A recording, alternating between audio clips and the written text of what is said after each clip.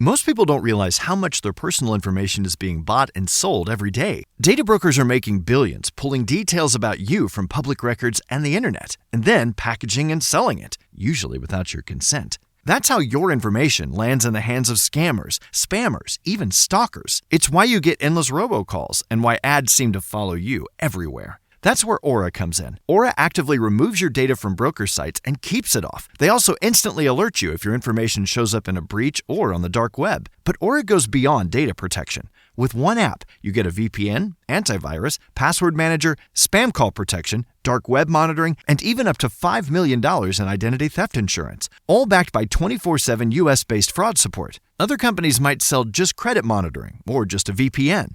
Aura gives you all of it, together, at the same price competitors charge for just one service. Start your free trial today at aura.com/remove. Protect yourself now at aura.com/remove. This is episode 454 of Wheel Bearings. I am Sam Abu-Al-Samad for Telemetry. And I am Nicole Wakeland from Test Miles.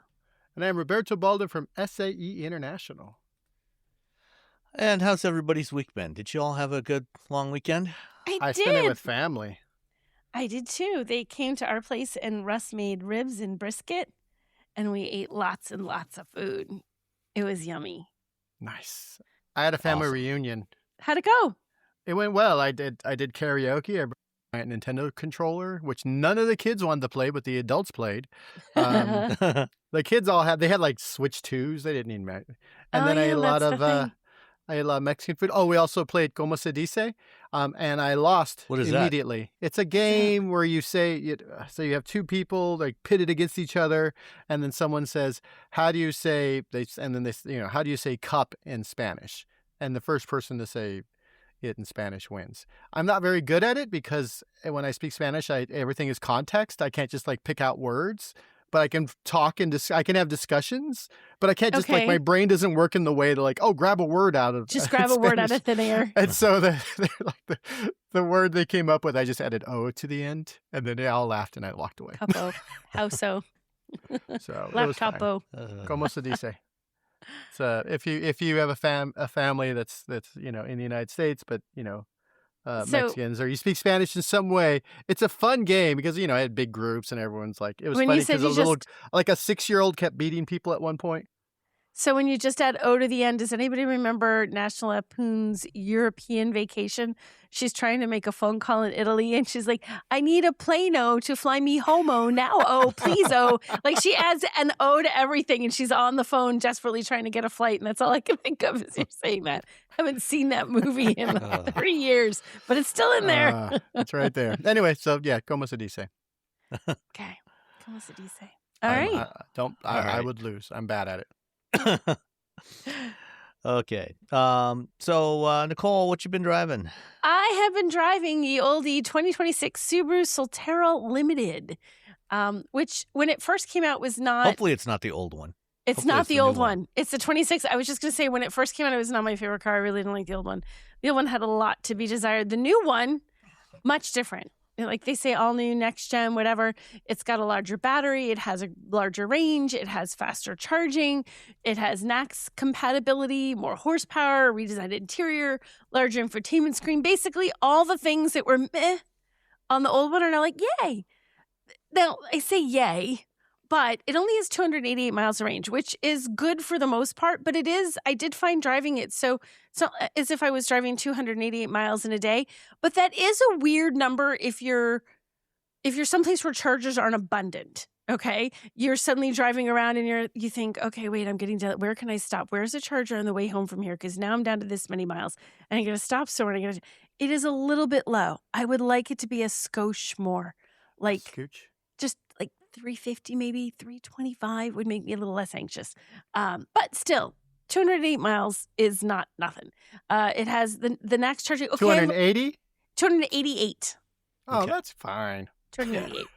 So I didn't think it was fun. Again, I live in California. You live in California. That's See, nothing. It was very 288 is fine. Like I could go anywhere in the state. right. And be It's totally very fine much with a it. New Hampshire comment. Like, here, depending on where you've gone, as you're coming back, you're doing this sort of mental math. Like, wait, how far am I from that, and that? Do I need to worry about charging or am I good? And I discovered something that maybe you guys already knew, but I didn't know this because I have not run into this before.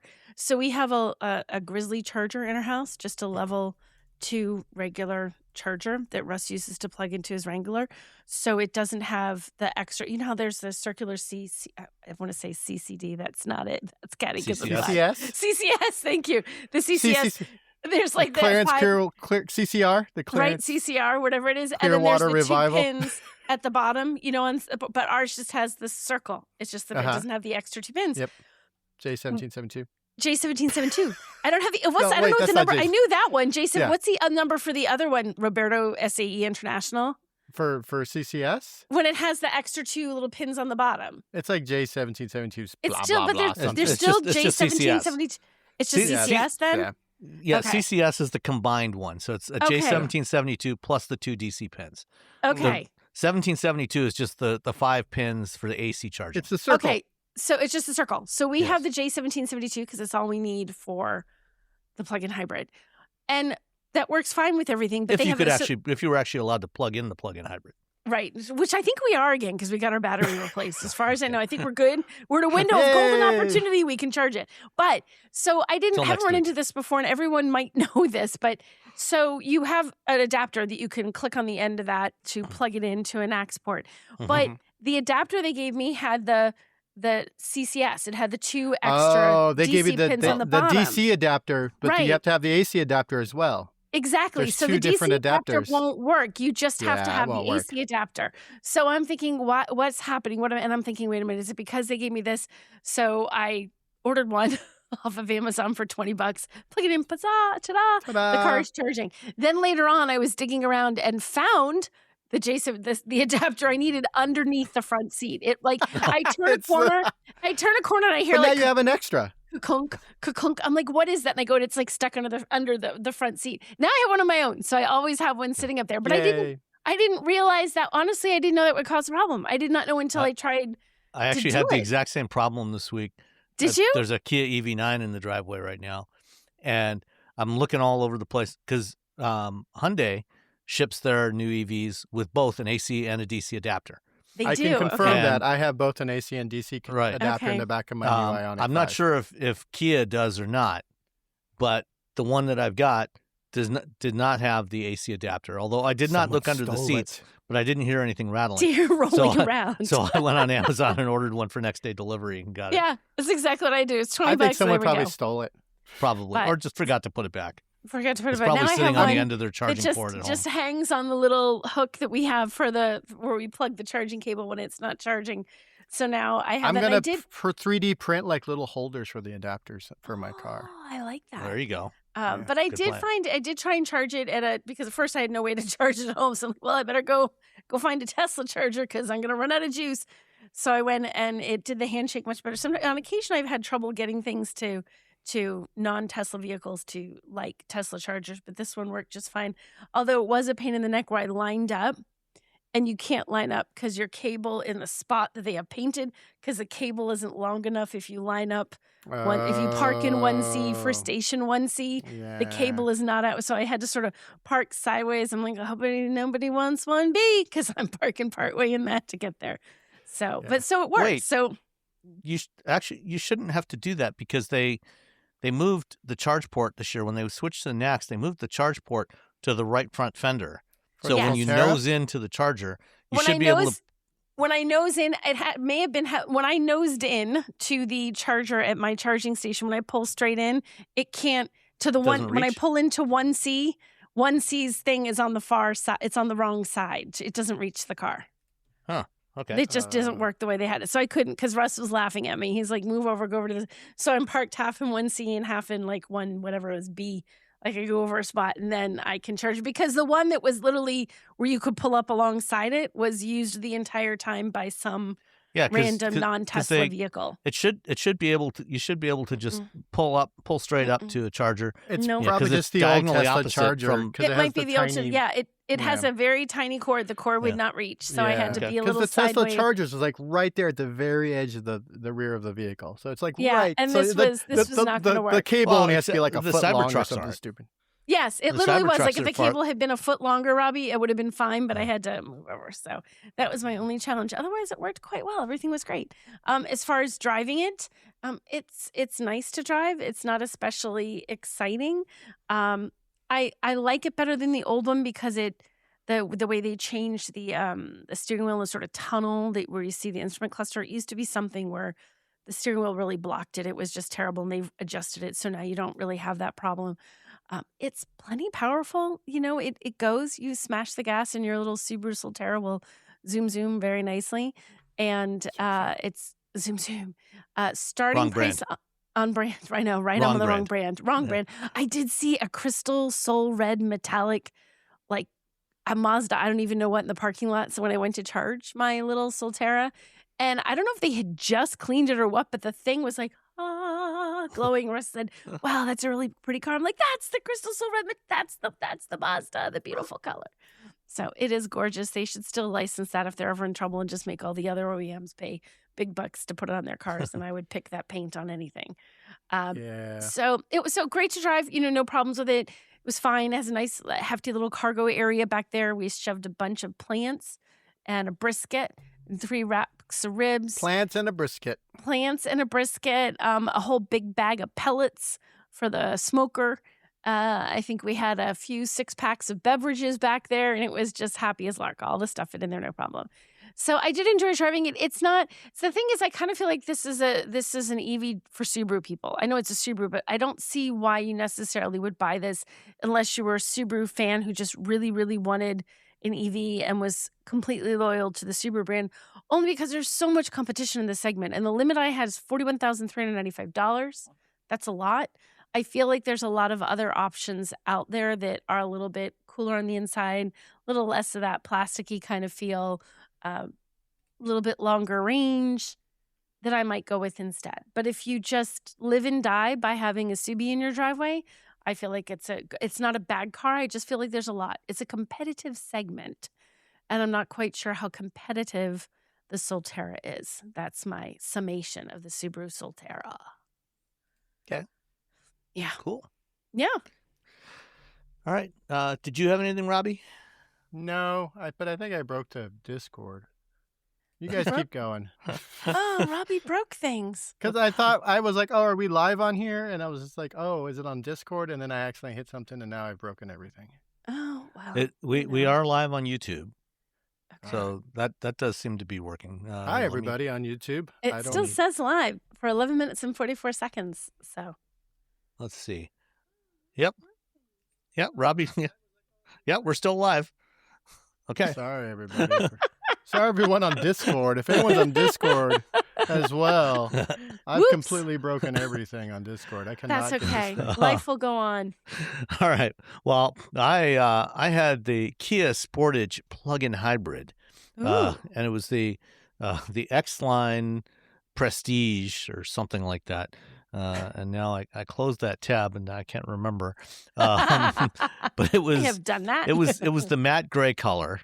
Well, I right before we started, I was rebooting Chrome because I was having an issue with WordPress. I was trying to get the post set up for later, and WordPress was giving me some headaches, and so I rebooted and closed that window. So let's see. It's the Shadow Matte Gray. So this is it's a dark matte gray, and the X-Line Prestige all-wheel drive. All the badges are black and the wheels are black, so you got all this black on gray, which is fine. It wouldn't be my favorite color choice, but it can definitely live with it. The changes they did to the Sportage last year for the mid-cycle refresh, it's got a little bit blockier front end than it did when this generation first launched. So it's got more of a flat grill to it, and they've done the kind of lightning bolt thing that they've done on all the Kias with the signature lighting, the running lamps on the front. So they've all got some sort of strange jagged pattern for the lights. that actually looks pretty cool. The interior, this current generation of Sportage got quite a bit larger compared to the previous generations. So the rear seat is very, very roomy. The front, this one is finished. The interior is finished in what they call terracotta, and it's Kia's version of modern vinyl. It is a leather-like material that did not come from the back of a formerly living creature, or at least not anything that's been living in the last several million years. It's a good color combination. So the seats and the lower part of the dashboard and the door cards are finished in this terracotta color, and then there's contrasting dark gray and blacks, and some sort of looks like probably fakeish wood on the center console. And the shifter is a rotary shifter, same as the one they have in the EV6 and some other models. Lots of nice features in this one. It's had a heads up display. It's got full sunroof, panoramic sunroof in this one, and the one that I had, like I said, is the plug-in hybrid. It's a relatively modest-sized battery compared to some of the other more recent plug-in hybrids, like the RAV4. So it's a 13.7 kilowatt-hour battery. It's rated at 33 miles of electric range. I took it on my usual loop and got 36 miles before it finally started the engine. And then, over the course of a week of driving this, and, I drove it to multiple places. I drove it out to the Chelsea Proving Grounds to see some ridiculously powerful Ram trucks. Drove it out to Auburn Hills a couple times for some other Stellantis stuff. And over the course of a week, it averaged about 56 miles per gallon in total over the week. Which is fairly impressive for a vehicle of this type. Let's see. Just on Thursday, driving to Auburn Hills and back, actually just to Auburn Hills. So I started the morning. I left the house with a full charge, drove 51 miles to Auburn Hills. The battery gave out after about 34 miles or so. And I averaged 82.4 miles per gallon. Okay.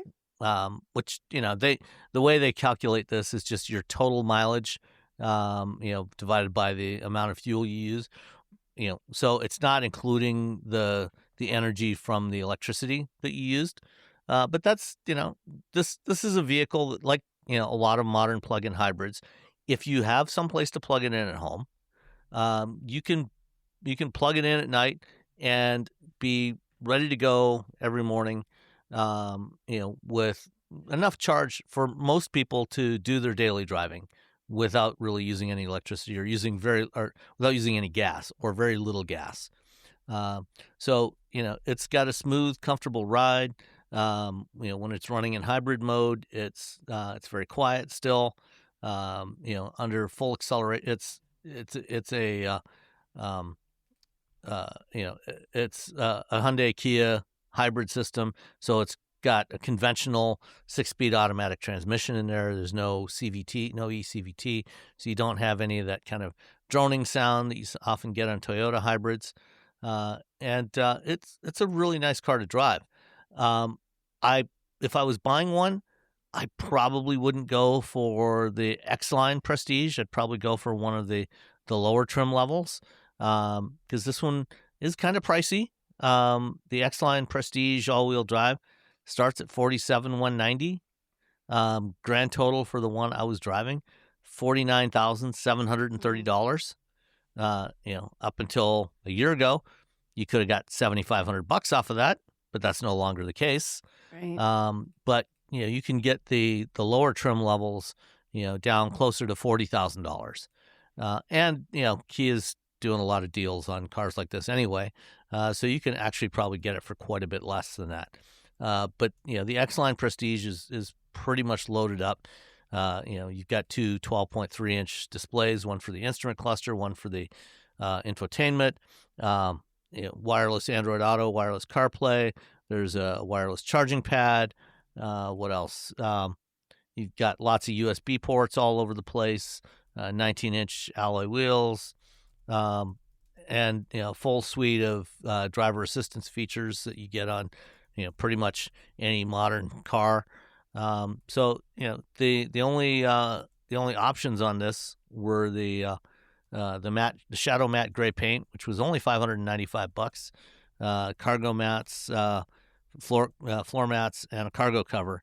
One interesting detail about the cargo cover: if you go back in the cargo area, you can lift up the floor there, and there's another smaller cavity underneath where you can put things like your charging cable and your other assorted bits and pieces.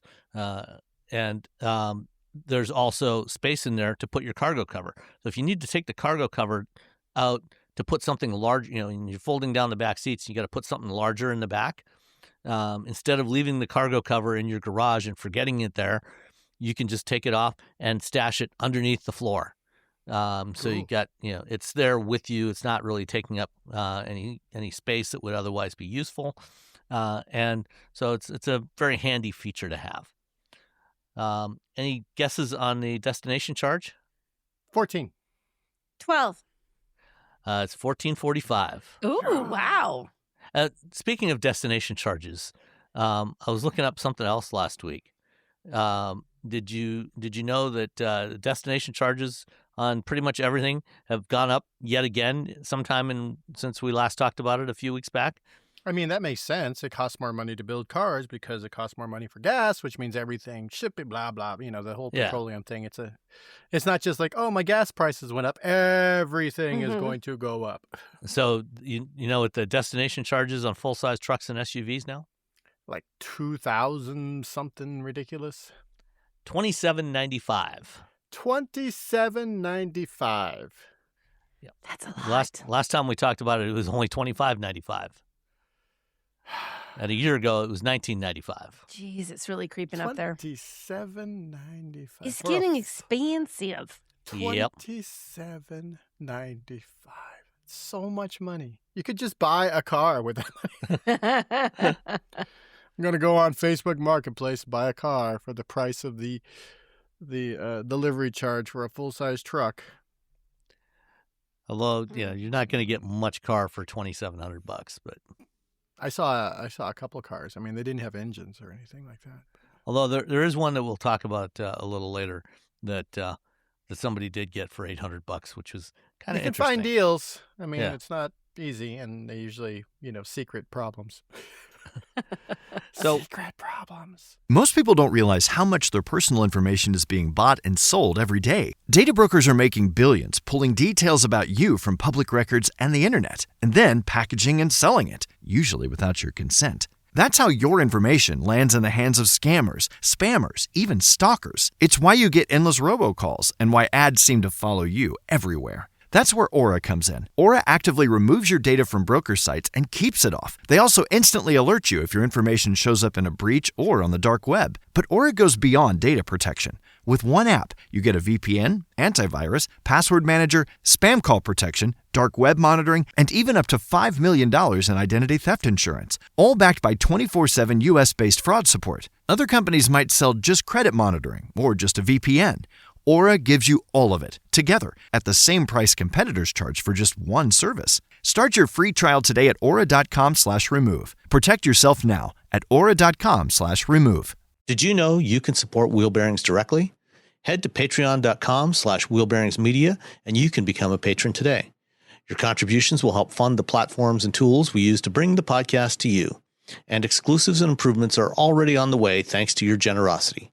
So if you want to be part of an automotive podcast like no other, head to patreon.com/wheelbearingsmedia.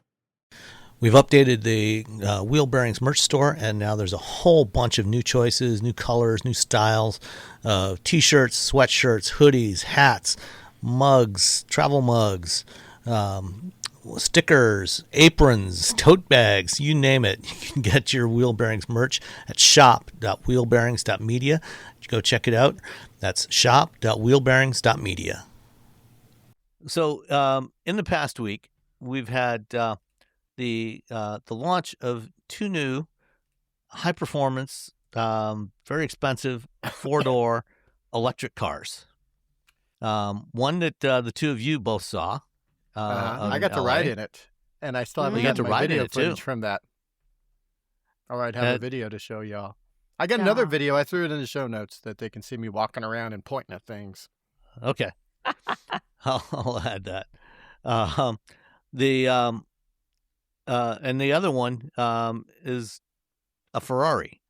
So we got the Ferrari Luce that has now been completely unveiled. And the 2027 Mercedes AMG GT 4-door coupe. Coupe.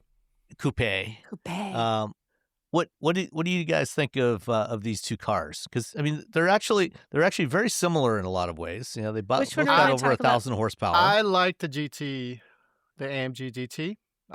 Except for the weird piano black, like in the grille and in the back. Like when I saw it in Germany and they asked me, I'm like, I don't like that part. Don't make that piano black. Make it flat black. Make it something else. I don't know. But other than shiny. that, no, I think it's. I mean, if they threw a gas engine, so you're talking about the bar in between the headlights, like above the grill, or the grill in the grill area? The grill itself, where the grill. Oh, okay. The grill is It's piano. shiny. It doesn't really. Yeah, it's really shiny. It's weirdly shiny. It's the same thing in the back. It's piano black essentially. So other than that, I really like the car. I think it looks cool. I sat in the front and the back, and there's room for Robbie in both places. Wow! Yeah, they created a footwell in the battery for the people in the rear, so people who are sitting in the rear seats can have their feet, down as opposed to their knees up in their faces. So yeah, no, it's got a lot of room. It goes real fast. It has that V8 thing. Sure, why not? If that's what you need. What did you think of how it sounded? I mean, it sounded cool, but at the same time, like, that's. I mean, my thought on it is like, it's a fun little gimmick.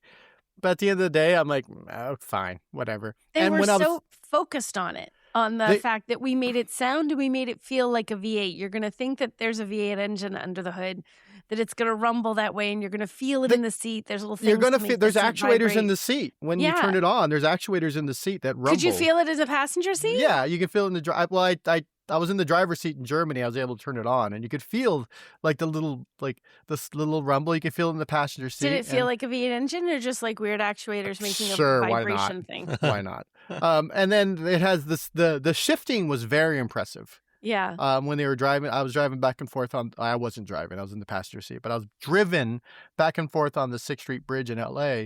And the driver was doing the paddle shifters, and it was I was like, wow, that's really cool. That part was kind of cool. You don't need it, but it's fun. Yeah. But there's so much torque when he did a burnout that even in the passenger, you could tell it was like, there's none of that little tug that you have, because the tires are trying to grab the road. That's immediately gone because there's so much torque. It's 1,153. Yeah, Hold on, I got some numbers. It's a stupidly high number. It is, yeah. So I like it. I thought there's going to be, let's see, torque is 1,475. That's what it is. That's insane. For the AMG 63, the AMG GT50, the torque it's only 1,328. Wah wah. But so low. I know how it. Gosh, why? That said, I mean, it's like a sports car that I would like. Oh, this thing's awesome. But is it a sports car the AMG buyers are going to buy? See, they kept talking about that. They kept talking about how we've made this. This is the EV, the AMG EV that AMG enthusiasts are going to buy. They're going to want it. They're going to like it. They're going to buy it. They're going to think it fills all their V8 dreams. They're going to love it. And they say that it ticks all the boxes for what you think, what should sell as an AMG GT EV. Right. It does all the things. But everything. But at the end of the day, there's the politicization of EVs for stupid reasons. There's people who just hate EVs. They never gotten in an EV. They don't know that the torque in this thing is going to be insane. They don't know how this car is going to drive because none of us have driven it. I've been in it. It seems to drive well. I don't know. Yeah. I don't know how it handles the chassis control. I talked to the engineers, and they were very much like, no, we really worked on chassis control, make sure this drives like an AMG. At the end of the day, though, that's, people are going, there's a lot of people in the AMG community who are just going to discount it outright because it's an EV, regardless if it's maybe the best EV ever built, maybe it's the best AMG ever built, doesn't matter because it's an EV. They're like, meh. Which is, and what I couldn't get from all the conversations that we had, all those 800 roundtables that they had us doing before the reveal, was I know what they said they were trying to do and how they were trying to make it sound like an EV and feel like an EV and have the heart and soul. Sound like a V8, have the heart and soul of a V8. Why not just make a V8? Well, they make V8s too. EV. But why not? They're still going to have the AMG, the GT the two-door will still have a V8 in it. But why take it out of the four-door if you're trying so hard to do something? It's like, we have this really cool thing. It's an AMG. It's got a V8 in it. It is awesome. Everybody loves the V8. Heart the V8. It's an amazing thing, right? But let's take it out and just make the thing that we put in instead as close as possible, but not actually the V8. Why don't you just put that in there? I did an interview. It'll be on Wired later this week, I guess, with Ola, with the CEO. And it's very much... it's like, yes, we're going to have these vehicles, but the future is EV, and we have to make sure that we can, essentially they have to continue to develop EVs because they do not want to be caught flat-footed. And it was very much like, if you think that you can just keep making only gas engines because that's your bread and butter, fine. We're going to give people a choice. And when there is that transition, and when people finally do, it hits a tipping point, like in Norway, China, and other places where EVs are on the uptick, you're going to be left behind because you've given up market share. I always talk about how people are essentially surrendering market share to Hyundai because Hyundai just keeps making EVs. They keep doing really well, and people keep buying them. And you know what the next thing those people are going to buy? Another Hyundai. And I think that's the or thing. Or step up to a Genesis. Or a Genesis. So I think the same things, Mercedes has the same idea. They're like, yes, we're going to keep making gas engines, but we know what the future is, and the future is electric. And here is the future of sports cars. So I hope it drives as nice. Because like you said, on paper, and you sitting in it and getting to go for a ride in it, it seems like it's going to be really good. It seems like it's going to be good, but I'm just very wary because you've had so many OEMs say, oh my gosh, our EV is just like driving a gas vehicle. It's the same experience. It's the same everything. And you get in, you're like, it's great, but it is not a gas vehicle. It just doesn't have the same feel. They put in sport mode. They did the, back and forth from the bridge. It felt very tight. I still think the Taycan is probably the best chassis control if they, at this point, the Taycan's been out for 6 years, 5 years, a long time. So someone needs to be able to surpass their chassis control. And I think if it's going to be someone, it's going to be Mercedes, it's going to be AMG. To deal with physics, there's still, a heavy battery. Chemistries are getting better. I asked a few months ago some folks at Mercedes, their new CTO, unfortunately I forget his name, about solid state, and it didn't really have an answer for me, to be honest. I think they're working with partners for solid state, so they're kind of relying on partners. Once you hit solid state, whenever that happens, solid state's been 5 years away for the last 15 years.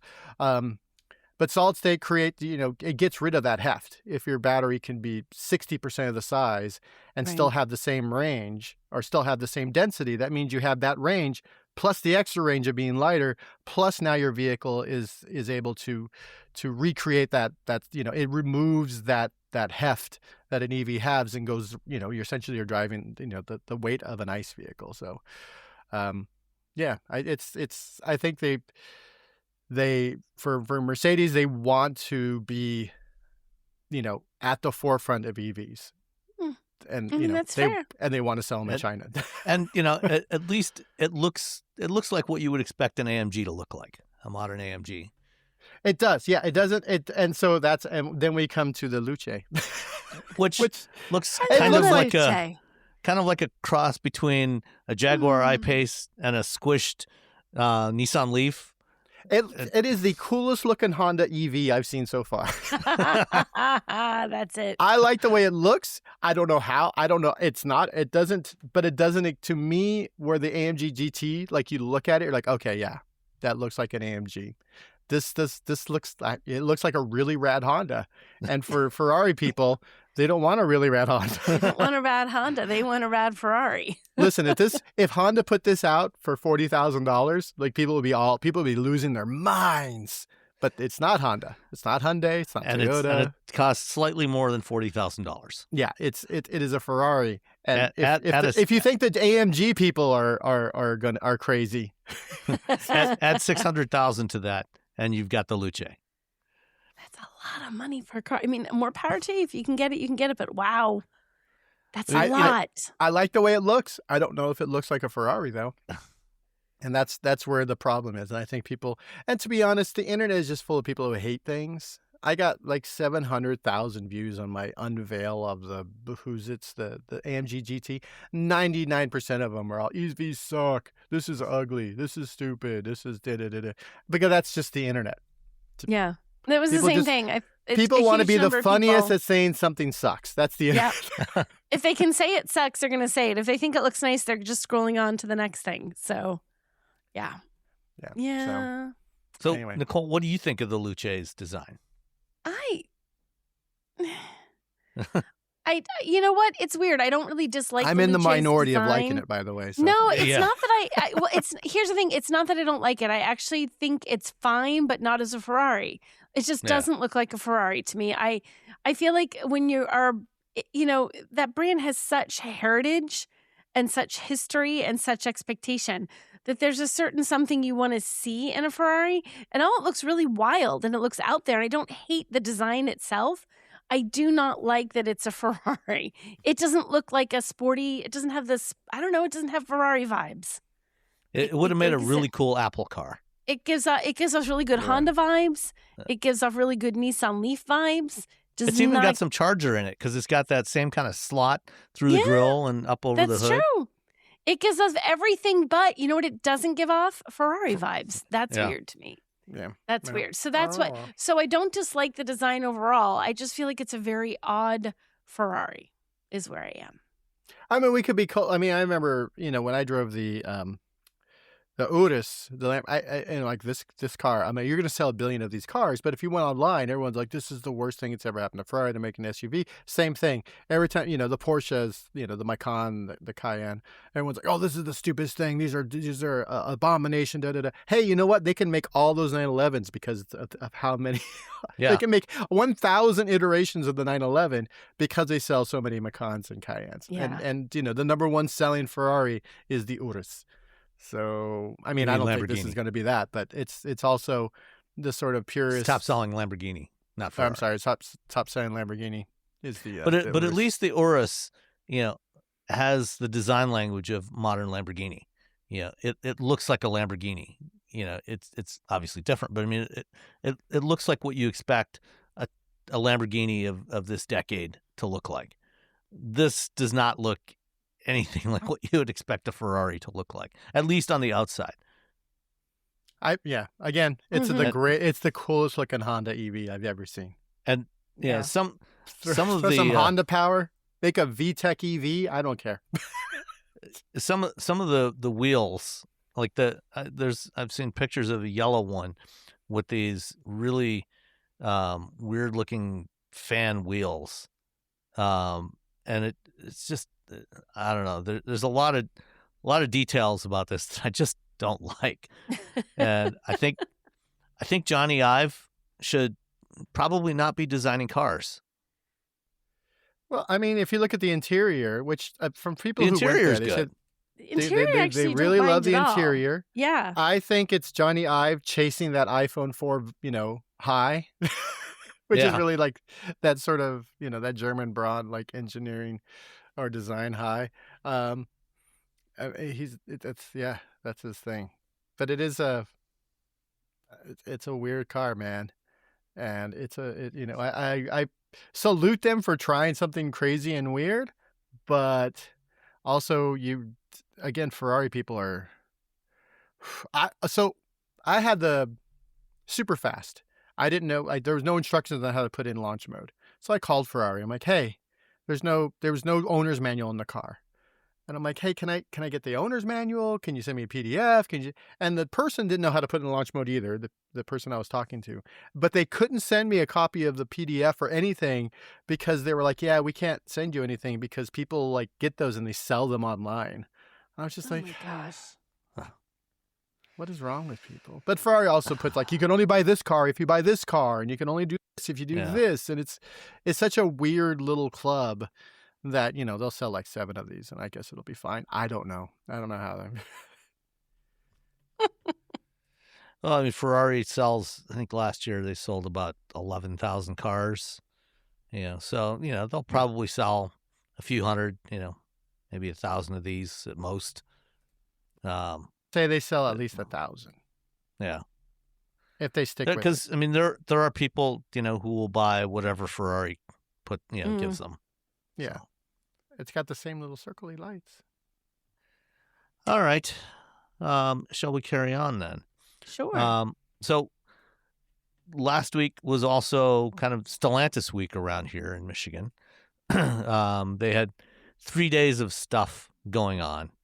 They started off on Tuesday last week out at the Chelsea Proving Grounds, where Tim Kuniskis was in his prime. It was a Tim kind of day. The sun was shining, it was hot, and he had 3 hot V8 powered trucks to unveil. They launched the Ram 1500 Rumblebee lineup, which is there's actually 4, but they only had 3 of them there to show us. So that seems weird, but okay. Yeah. We got 4 cars. Do you have them all here? Nah, man, we only got 3 of them. Where was the other one? Oh. They didn't have the 392 track pack. So that was the only one that was missing. It's like you got the Beatles, and then like John couldn't show up. Like, we got all 4 of them. Really? Which one? Well, but John couldn't make it. He had a thing he had to do. So, for the Rumblebee, this was not just a matter of, lowering the suspension and putting a big V8 engine in it. They actually did a lot of stuff to this because this is the only version of the Ram 1500 that is a short bed quad cab. So, they've got 3 different cab variations that they sell on the 1500s. They've got the standard cab, the quad cab, which is a 4-door, but with a relatively compressed rear seat area. So not really that comfortable for adults. And then the crew cab. And so what Tim explained was that, they only 3% of all full-size trucks sold to now are standard cabs. Everything else is either is quad that cab everyone or or just Stellantis? That's across trucks? the industry. Okay. So 3% standard cabs. Everything else is extended cabs or crew cabs. It makes sense, but I see a lot of single cabs around here for some weird reason. Every time I see one, I'm like, whoa! Yeah. It's like I saw a unicorn.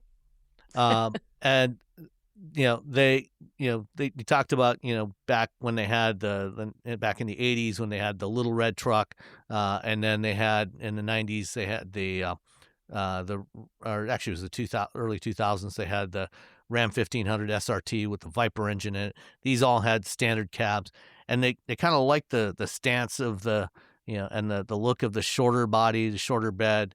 And so they decided to make a quad cab, it's the extended cab, with a short bed. But they didn't. That's not a combination that they currently build. So they had to design an all new frame for that. They shortened it 13 inches so they could fit the short bed and the quad cab together. And then it's got the wide body sheet metal from the TRX and the RHO, all on this combination. And then they lowered the suspension. And it's all V8 engines. So you can get the base model, the base Rumblebee with the 5.7 liter Hemi, which is 395 horsepower.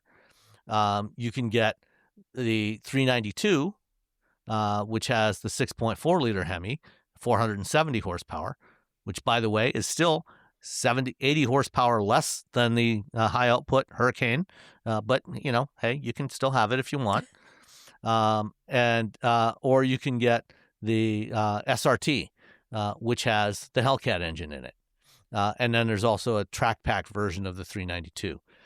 So they all have standard all-wheel drive, but they also have on the drive modes, they have a rear-wheel drive mode. So it's not, they don't call it two-wheel drive, they call it rear-wheel drive. So you can go drifting with it, and smoke the rear tires, and just turn your rubber into a big cloud of smoke. No information on pricing. They're coming out late this year, and the 392 and the 5.7 come with standard cloth seats. So they're trying to keep the cost down. The SRT will have leather sport seats. They look pretty cool, but when gas is $5, $6, $7 a gallon, and $8 or more for premium, which you're going to need in that SRT. Oh yeah, Is this really the right time to be launching this kind of truck? I mean, they didn't know. It wasn't. I mean, the timetable to build these and to develop them and blah blah blah. They weren't like, oh, by the time we do it, gas is going to be crazy. It's like when Honda killed the EVs, like the same day gas went up. Yeah, right. It's just bad timing. Plans that have to be done so many years in advance of actual events, and they're guessing at which way things are going to go, and they guess wrong on occasion, and you got to cut your losses quickly, and sometimes it works out, and sometimes it was stupid to try and cut your losses.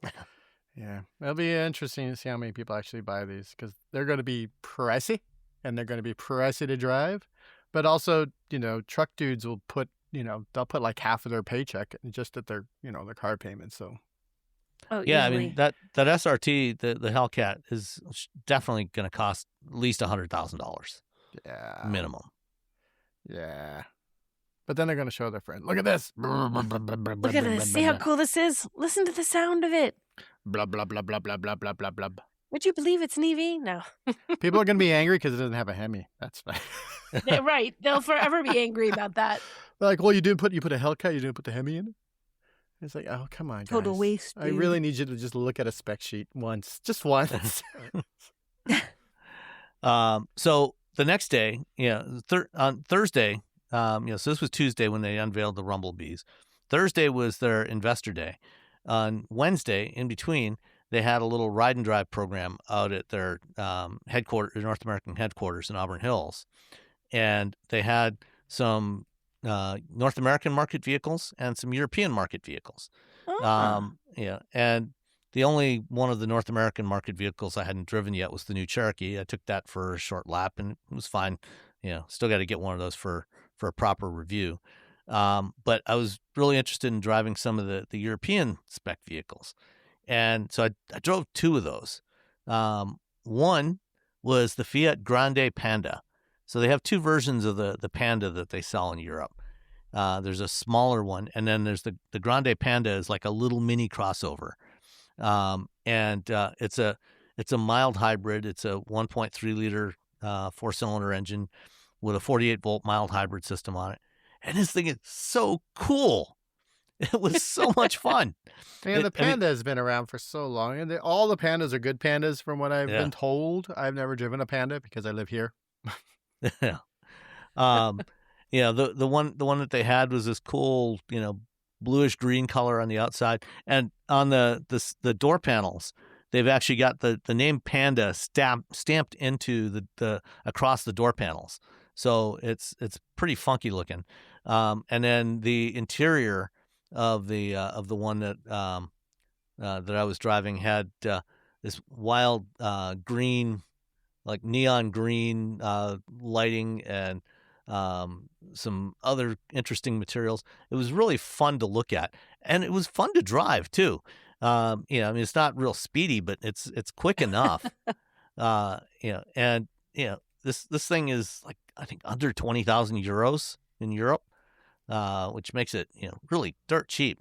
The other one that I drove was the Opel Astra wagon plug-in hybrid, which also fantastic looking car. Really, it was in this fantastic shade of green, and really nice interior. It'll go 50 miles on a charge when you charge it up, and then it gets really amazing fuel economy after that.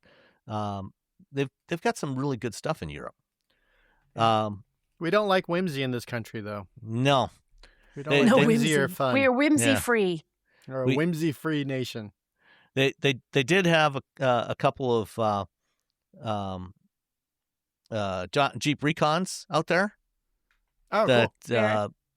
but nobody was allowed to drive in them or even sit in them or anything. They were just parked there so they could look fun. So on Thursday at the Investor Day, that's when things got really interesting. So they had Antonio Filosa, the new CEO, come up and talk, and announce some high level stuff about Stellantis' strategy going forward, how they're going to cut costs, and they're going to focus on 4 main global brands. You've got Jeep and Ram and Peugeot and Fiat. So Peugeot is going to be the a little more premium mainstream brand for global markets. Fiat is focused on small cars and micromobility, and then Jeep and Ram, which Jeep is off-roaders and Ram is trucks. Mm-hmm. And then Tim Kuniskis came out and he laid out the plan. He showed the whole plan for what was coming for North America, for the North American brands. And we finally got to see what they're doing with Chrysler. Chrysler's going to live for a while anyway. They're adding 3 new models to the Chrysler lineup. The Airflow, which we've seen as a concept, but the one that they're going to build looks completely different from the concept they had a couple of years ago. And then there's going to be two variants built by Fiat. They're versions of the Fiat Grizzly, so it's a compact crossover. One is more traditional crossover shape. The other one is a fastback, and the greenhouse on that looks very much like a Polestar 2. That was as soon as everybody saw it, say, it looks like a Polestar 2, or the current Ford Capri EV that they sell.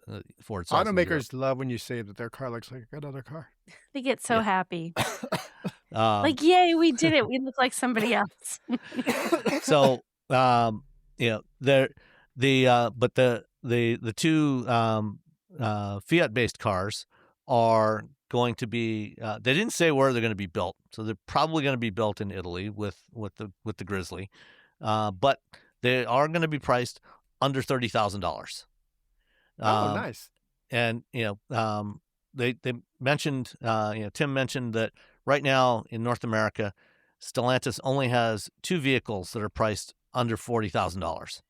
One is the Compass, and one is the base Wrangler. Everything else is over $40,000. I'm always surprised the Compass still exists. Every time someone says Compass, I'm like, oh yeah, that's a thing. It feels like one of the ones that should have been already canceled. You're like, wait, did I? No, they just didn't like it. Okay, yeah, I agree. By 2030, they plan to have 9 models under $40,000, and 2 of those under $30,000. The Chrysler Aero and the Aero Cross, which are their versions of the Fiat Grizzly.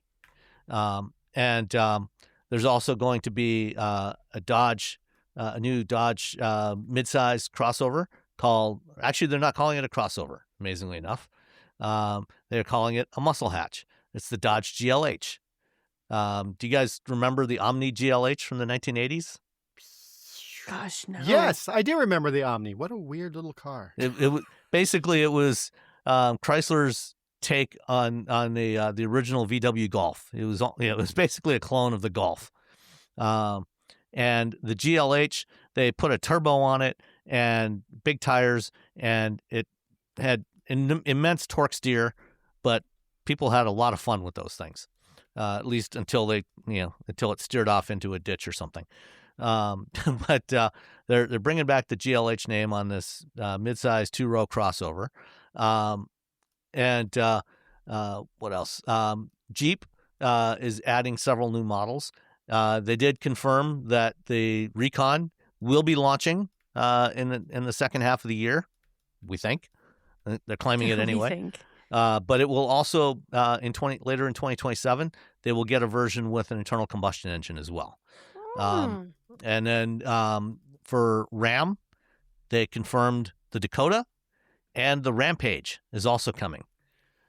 So we're going to they get confirmed. Until I see these things, that's a... Well, this is the first time they've Listen, actually said they're going to sell it. I'm excited that the Rampage is coming back. Yeah, 'Cause I love it's a great name. Yeah, Rampage. It is a cool name. And they're going to build the Rampage somewhere in North America. They didn't say the U.S. They said they're going to industrialize it locally, whatever that means. Mexico, probably. Yeah, could very much and well also be. the Ram Charger. So they've got the full size the Ram take on the Wagoneer, but it doesn't have any of the Wagoneer sheet metal. So it's not a big box on wheels like the Wagoneer. And then they took us into the Design Dome. Ooh. And we couldn't have any cameras in there or any recording stuff. Hide everything. But we got to see all of this stuff. Yeah. And so, we saw the Chrysler Aero and the Aero Cross and the Airflow and the GLH. The GLH looks really cool. It's kind of like the shape. The overall shape is kind of like an Ioniq 5. So it's got that slightly larger hatchback shape, but the front end looks a lot like the Charger. And it's a cool looking car. We also saw a refreshed version of the Wrangler. They also had a Charger SRT, which they didn't say what was under the hood, but it had the same kind of scoops and vents that you have on the hood of a Challenger Hellcat and a Charger, the old Charger Hellcat. So it was obvious, and it had a big giant wing on the back on the rear deck. It was clearly a Hellcat Charger. They're going to do it. Yay! And then so they had a refreshed version of the Wrangler, not an all new Wrangler, but it's getting a new grille, at least. Right. And we also saw, and the Gladiator is now going to be called the Wrangler Gladiator, not just the Gladiator. Wrangler Gladiator. Yeah, because they used to try and say, no, this is not a Wrangler with a pickup bed on it. It's something different. What? Why would they? Wrangler with a pickup bed It's on just it. a Wrangler with a pickup bed on it. Yeah. Well, by calling it a Wrangler Gladiator, now on their sales numbers, they can bundle it in with the regular Wranglers. Oh, they and don't so have to they break can it out. They can make it seem like they sell more Wranglers than Ford sells Broncos. Got it. It's a little shell game. Yeah. What is so then they talked about the Scrambler. Did they have the Scrambler? So the Scrambler is a 2-door sort of pickup SUV. You remember like the first generation Toyota 4Runner? It had a cap on the back that you could take off. So it was a 4-seater, 2-door 4-seater, and you could take the cap off on the back and make it look sort of like a pickup truck with back seats. It's just a 2-door Wrangler with a bed. Yeah. But longer than a regular 2-door Wrangler. You take all the bits off. So it's pretty cool looking. But both the Wrangler and the Gladiator are getting a new front end that, some of the concepts they've had in the last couple of years, like the Convoy, where they had the old Jeep J10 style front end, the shark nose front end that was leaning forward like they had on the pickups in the 90s. Mm-hmm. They're putting that on the Gladiator and the Scrambler, which looks pretty cool. What else? The Ram Charger, it's a big giant SUV. Looks like a Ram. The Dakota looks like a smaller Ram. Looks good. One of the key things they mentioned about the Dakota is that it's about the same overall length as like a Ranger or Colorado Canyon, but it's wider. So you got a wider cab, so there's more room in the cab. And of course, because it's wider, you could probably also fit a V8 engine in it. Because, We're just gonna put it's Tim. Expensive V8 engines and everything. Yeah. The Hemi. You know what? I told them make everything a Hemi. I kept saying it. Might as They're well. doing it. Everything Except for the a Rampage. Hemi. I don't think they're going to fit a Hemi into the Rampage. What's the Rampage? That's the... And the Rampage looks exactly the same as the one they already sell in South America. So I don't think they're going to change anything significant about that. And then the last thing that we saw was the Dodge Copperhead. Which I like that name. Yeah. Back in the late 90s, they had a concept called the Copperhead, which was a 2-seat Miata type roadster, which looked really cool, but they never built that. but now they're using that name on what is essentially the spiritual successor to the Viper. They didn't give us any technical details, but it's got a big wing on the back. It's got elements of the Viper design, but the front end looks more like the current Charger. And it will almost certainly have a Hellcat V8 of some sort under the hood. Will it kill people like the Viper? Because the Viper loved killing people. Yeah, that was absolutely a hard car. I never drove it. I've only ridden in it was Viper. a murder car. The car would just actually kill only people. the first generation, and only if you did stupid stuff with it. Only the first generation. Only if you drove it. Yeah, only if you drove it. Only if you drove it. Otherwise, you were fine. I drove a first generation Viper. I'm still here. Barely. Just you. You're the only one still around, Sam. You're the only Everybody one else gone. Dead. DED dead. DED. So it's a lot of stuff for a company that doesn't have a lot of money. So we'll see. Fingers crossed. They're going to be spending 60 billion euros over the next 5 years on all their plans for North America and Europe. Expect more ads in your Stellantis vehicles. Pay for this. What? They also announced that they're partnering with Wave and Qualcomm to put in level 2++ automation into their cars starting in. They're doing level 2+ with Wave starting next year, and then the 2++ point-to-point stuff in 2028. Sure. So, yeah, we'll see. Believe it when you see it. All they have to do is say they're working on autonomous cars, and their stock price will go up. That's it. You don't have to do it didn't go up. No, nobody cares. Did it but it didn't say autonomous. It didn't say level 3. It did say autonomous. You have they to use say the word autonomous. Yeah, but they didn't have it. Yeah. You got to say we're working with NVIDIA. You have to work with someone big. Yeah. And we're working on this, and we're going to make this thing, and then, yeah. That's where the money's at. Lying. Wow. Robbie's like on fire. Liars. Lies. Stellantis has got lots of plans. We'll see if they can actually execute on any of it. And, the North American plans were very V8 heavy. We'll see, how that plays out in the marketplace over the next couple of years. If gas keeps, if gas prices stay high, it could be a challenge for them. I mean, it's the same engine. They don't have to build all of them. Yeah. Toyota still hasn't made our little baby FJ Cruiser EV, so. Well, right at this point, I think we'll probably see that before we see much more electric stuff from Stellantis, at least in North America. They got to throw a bunch of money at somebody and have them come over and teach them how to build EVs. That's pretty much how it has to work.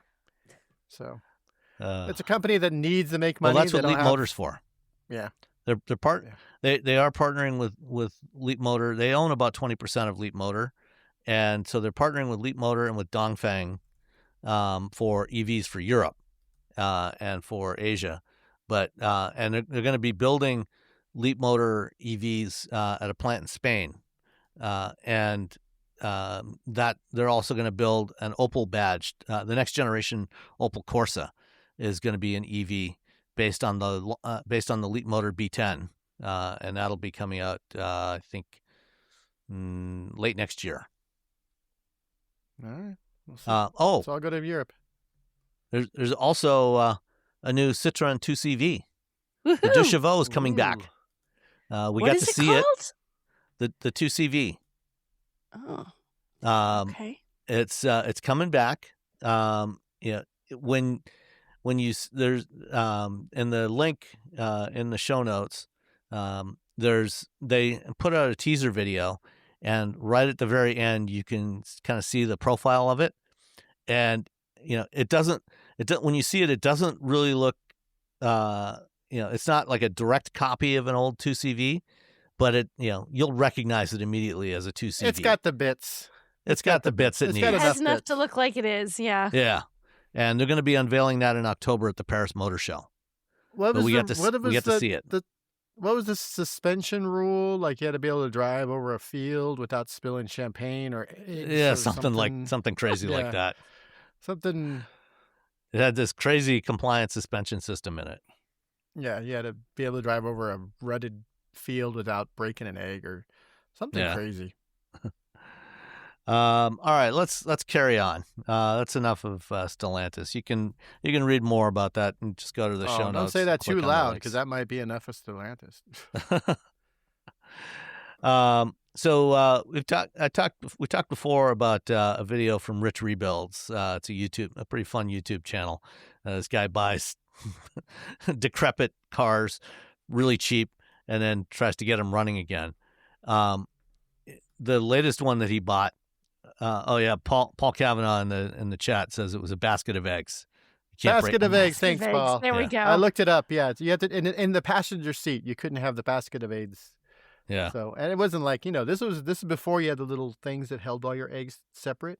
Yeah. You just had a, you literally had a basket basket. full of eggs. You had a basket of eggs. Yeah. So anyway, Rich bought an old Audi A8 that was originally $87,000. He got it for $800 from a state trooper in Massachusetts. When you first look at it, it looks to be in pretty decent shape. I mean, the body's straight, paint's all good. It looks good. And then they put it up on the hoist, and we're starting to take a look underneath. And when they got to the front subframe, it was not good. It's like it had been just sitting there soaking in a Massachusetts salt bath for the last 10 years. It's basically, it looked amazing that, you can watch the whole video or just like skip to, the last few minutes when they get to the subframe. And it's amazing that it managed to hold the engine in place. Yeah, how is this even working? I'm looking at the rust, and it's it's not. How did this happen? Not great, There's Bob. some physics that aren't physicking. Yeah, well, the amazing thing is, the rest of it doesn't look the body Everything and stuff else doesn't looks look great. rusty. A state trooper sold that car to him? Apparently, yeah. Oh, those mass troopers are tricky little buggers. Yeah. That's how they get you. That's how they get you. All right. So yeah, check out that video. It's kind of fun. The last VW sold in North America with a manual transmission, which we just talked about a few weeks ago. I had the Jetta. I had a 2026 VW Jetta GLI with a manual transmission. Well, for 2027, it's gone. Can't get them anymore. Automatic only. And that was it. That was the last. That was it. That's the GTI and the Golf R are both have been automatic only for a couple of years now. I mean, I get it, but we're not buying them. It's our own fault because nobody buys them. I buy them. Yeah. I buy them, but it's still our own, but it's like, our own 3 feet. collective humanity's fault because not enough of humanity buys them in the Well, United I mean, States. the only people who are buying manual transmissions are young enthusiasts, and the GTI and the R sort of fell off their radar. Their BRZs are bonkers. They're all over the place when you look at the people are buying. They all moved, and it's not that the BRZ has a ton of sales, or the GR, or even the GR86 has even less. It's just that that's what people have sort of migrated to. Those are the cars that people are buying with the manual transmission. Everyone else, they're just, they're not. If it's not an enthusiast car, why even bother? Because no one's going to buy it. You're doing all this work for nothing. Yeah. It's a lot of money. Yeah. I mean, it's funny, Ford, the Mustang, Subaru, Toyota, and Mazda are like almost the last ones selling manual transmissions. Do you think they'd ever get rid of it in the Miata? They wouldn't do that, would they? No. Would they do that to us? Miata, Mustang, the BRZ family, GR, those are the 3 that'll. I think those will never do that to us. They'll be the last ones standing. Yeah, that'll make me very sad. I mean, it's sad. I mean, I love my BRZ because it has the manual. I mean, that car's fun at any speed, like a Miata. So yeah. So, all right. Have either of you ever taken an Uber or Lyft and then gotten a bill for damage afterwards? No, I have not. Well, this person in Florida, actually, their son, their daughter, took a Lyft ride recently, and then afterwards got a bill for like $850 or something like that, or $85. How does Can't that remember even how much it was happen now. if you're not driving the car? Well, it was damaged. You know, Oh, they she claimed, trashed it. you know, they left a mess inside the car, except when, you know, and the driver submitted a photo with the damage claim to Lyft, and, you know, Lyft passed it along to the rider. Except when the rider looked at the picture, they noticed in the bottom right-hand corner the little Google Gemini logo. Dun, It's an AI-generated image. It's a scam. This driver took a picture of the back wow. seat and then used Gemini to put, you know, a spilled milkshake and fries and a bunch of other mess in the back seat, and, you know, put a damage claim. So Sneaky. yeah. So, you know, if you ride in a car and you get a damage bill, and you know you didn't leave a mess in the car, you know, take a very close look. And what you might want to do is, you know, when you get out of the car, you might want to start just taking a quick snap of the back seat when you get out of the car just turn before around, they drive take away. a picture as you're walking away. Yeah, Yeah. and you'd have it. Then you could be like, "This is how I left it." Man, Yeah. our It's AI future is so fine. rad. Because, okay, first of all you had to do was crop the image so it didn't have that. But the person clearly didn't know what they were doing. Like they were smart enough to think to use AI, but they weren't smart enough to think, I mean, they're gotta be smart careful. enough. No one knows I did that. Man. Oh, well. So, you know, Those AI crazy scams. Take a picture of they're- your car They're now. everywhere, and there's going to be more and more of them. Yay. I'm just going to stay home, read a book. You're just gonna stay home. Just stay home, read a book. I'm out. Bye. All right. Another YouTube channel. I watched a video from a few days ago. It was this channel called Aging Wheels, and it's this guy. He does stuff, you know, a lot of stuff with electric trucks. And for some inexplicable reason, he bought a Lordstown Endurance. Why? Well, apparently, you know, most of them were recalled and disposed of, but there were a few that were still out there, and it was titled, and he bought it. He doesn't say how much he paid for it. I hope he didn't pay much for it. But you know, well, the video's got 316,000 views, so you know, might have made some money off of it. But hopefully he didn't pay much for it. But, Yeah, not much. but you know, from this video, it's very clear why Lordstown failed. This truck was nowhere near ready for production, It really wasn't. and yeah, I'm surprised that it actually got any votes at all during the NACTOY voting. I mean, the only reason it was even included in NACTOY was because there was only 2 other trucks. It was to get the that 3 year. trucks. It's because we want to have them. It was to make sure there was actually some trucks to vote for. So it was, yeah. If it had been a good year for trucks, that would have not even have made it. You're absolutely right. You're Yeah. absolutely right. Well, I mean, I think I talked about this before. I mean, Lordstown was essentially a boondoggle. The people from Workhorse, they sort of got rid of Workhorse and then started Lordstown. But then every Lordstown, the scam was every Lordstown vehicle that was sold had to pay a licensing fee to Workhorse. Workhorse also sued the federal government because their truck wasn't picked for the new Postal Service van. They can't even build a truck. How are they going to build thousands of like industrial For the Postal strength? Service. Yes, Postal Service. The Workhorse, Lordstown, all a huge boondoggle scam. And I'm surprised that Boondoggle. to be I love honest, that word. that's Boondoggle. I'm surprised that any of these are on the road. For years at CES, what they would do is they would drive by where they knew journalists were in a Lordstown. So people would like, oh, well, hey, I saw Lordstown, take a picture, and you're like, Oh, no, God. I'm not going to do that. Wow, that was sneaky. A boondoggle in every possible way. A boondoggle and I have a Lordstown hat somewhere in my office. I don't That's think the I best. have any Lordstown stuff. I feel like I that's the- got Lordstown stuff I didn't keep. That's the best thing you could have gotten from the Lordstown is a funny hat that you can make fun of whenever you wear. You're like, hey, remember this boondoggle? Remember that boondoggle? I got remember a this hat. scam I got a of a boondoggle car hat. company? I got a boondoggle shirt. Well, this guy he bought a Lordstown, and it's not good. Most of the stuff doesn't work.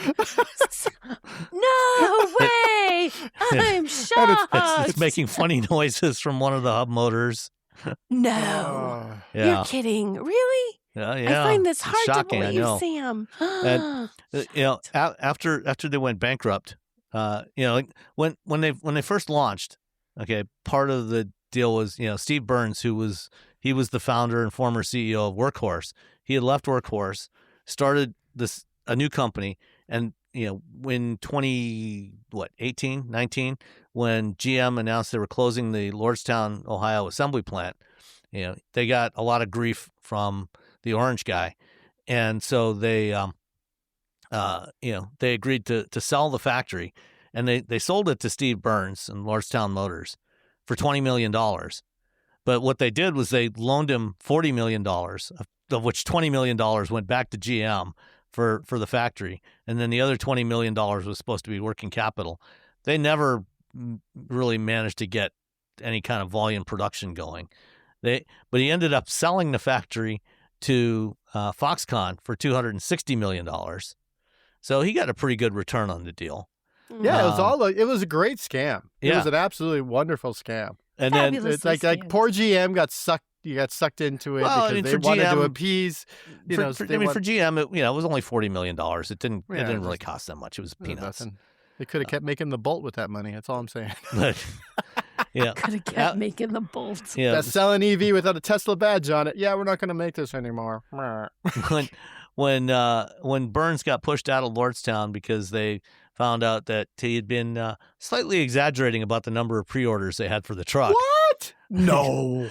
After the bankruptcy, he bought the assets of Lordstown Motors for like $10 million, and actually was going to try and relaunch the truck again, which never happened. Now the new company he started was called Landex Motors, and now they're trying to sell an electric three-wheeler. So, they're called auto cars, auto cycles. Anyway, they are not. You don't have to do crash testing on these things. Oh, so that's. So and they're always like $20,000-$30,000. They're always very expensive, and I'm like, just buy a car. Yeah, seriously. If instead of spending $20,000 on one of these things, go buy a Nissan Sentra. Go buy a Miata. Or Miata. With a manual transmission. You could buy an transmission. NC Miata for the money you would spend on this. Mm-hmm. And you know what's going to be awesome? The Miata. You know what's not going to be awesome? This thing when it breaks down. Yeah. And I'm the EV guy. I should be like, hey, you should be buying an EV. No, just buy the Miata. Don't buy this. All right. Stay away from Landex if you can. One more thing. A couple weeks ago, I went out to La Jolla, California, to drive the 2026 Lexus ES. Lexus Espanol? Espanol, yes. I didn't think of that until you said it. The ES is the last of the original Lexus lineup. Now that the LS is gone. When they launched Lexus in 1989, it was the LS 400 and the ES 250. The ES is the last of the original lineup.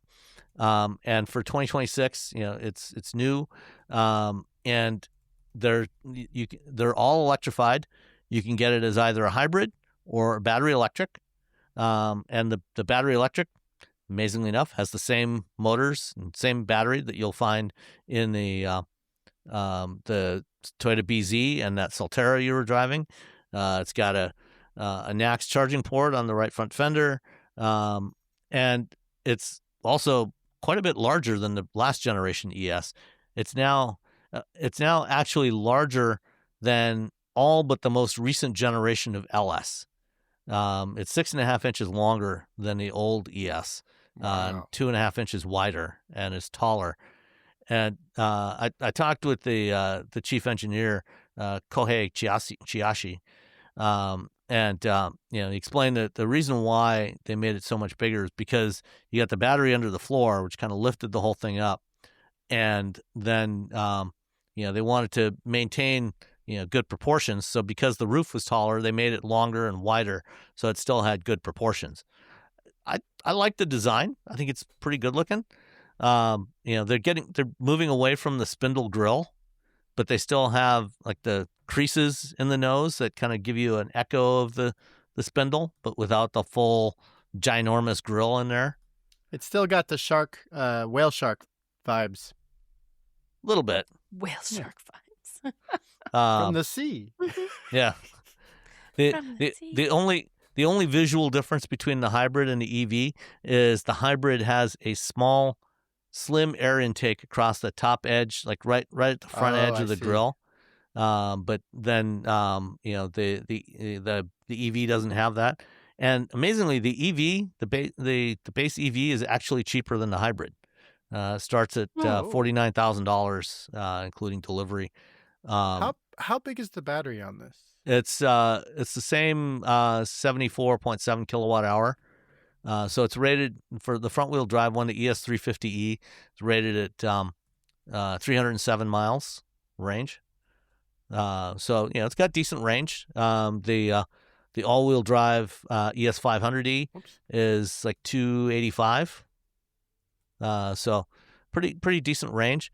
But even the front wheel drive one, 4.1 miles per kilowatt hour. Again, Toyota's really killing it on the efficiency side. Yeah, no, it's sorry really for good. For the interruption, but I just every time Toyota comes out with a new EV, I'm like, well, let's see what their numbers are. Yeah, it's it's right now it's seems 4, which is good for Yeah, again that sort of translates really to a sedan that gets 40 miles per gallon. Yeah, and that's what we were seeing on the odometer. When we were driving it, we were getting over 4 miles per kilowatt hour during our drive with the 350, and like 3.8 or so with the ES500. So it's plenty efficient. It was funny, they were the Lexus folks were talking about, one of the goals with this generation was to try and attract younger buyers to the Lexus brand. And, especially with the EV. And so I was driving with Robbie DeGraff from Auto Pacific, and we stopped at this place, by a lake to take some photos of the car. And as we were driving in, we drove past this group of older ladies who were out there for a morning hike, and we're taking pictures, and they caught up to us a few minutes later, and they start asking us all these questions. Asked what we were doing, and then started asking all kinds of questions about the car. And these were women in their at least upper 60s, into their 70s and beyond, that were actually really interested in the EV. That's kind of cool. Yeah, one of them was telling us that it's like at her age, she's got to go to more and more funerals, and a lot of times driving back to Arizona, to funerals for friends, and so that and they regularly drive back, and they stop in. Downer, Sam. Wow, wow. So she wanted to know if it could get there on a full charge, and said we drive back to like Yuma, usually stop for lunch. Said, it's like 180 miles. Yeah, absolutely. This thing will get you there. By the time you finish your lunch, you can be fully charged again, and be on your way. So they were, they were really impressed with this car. And, so we got back and we're telling Lexus, I think we just sold 5 of these for you.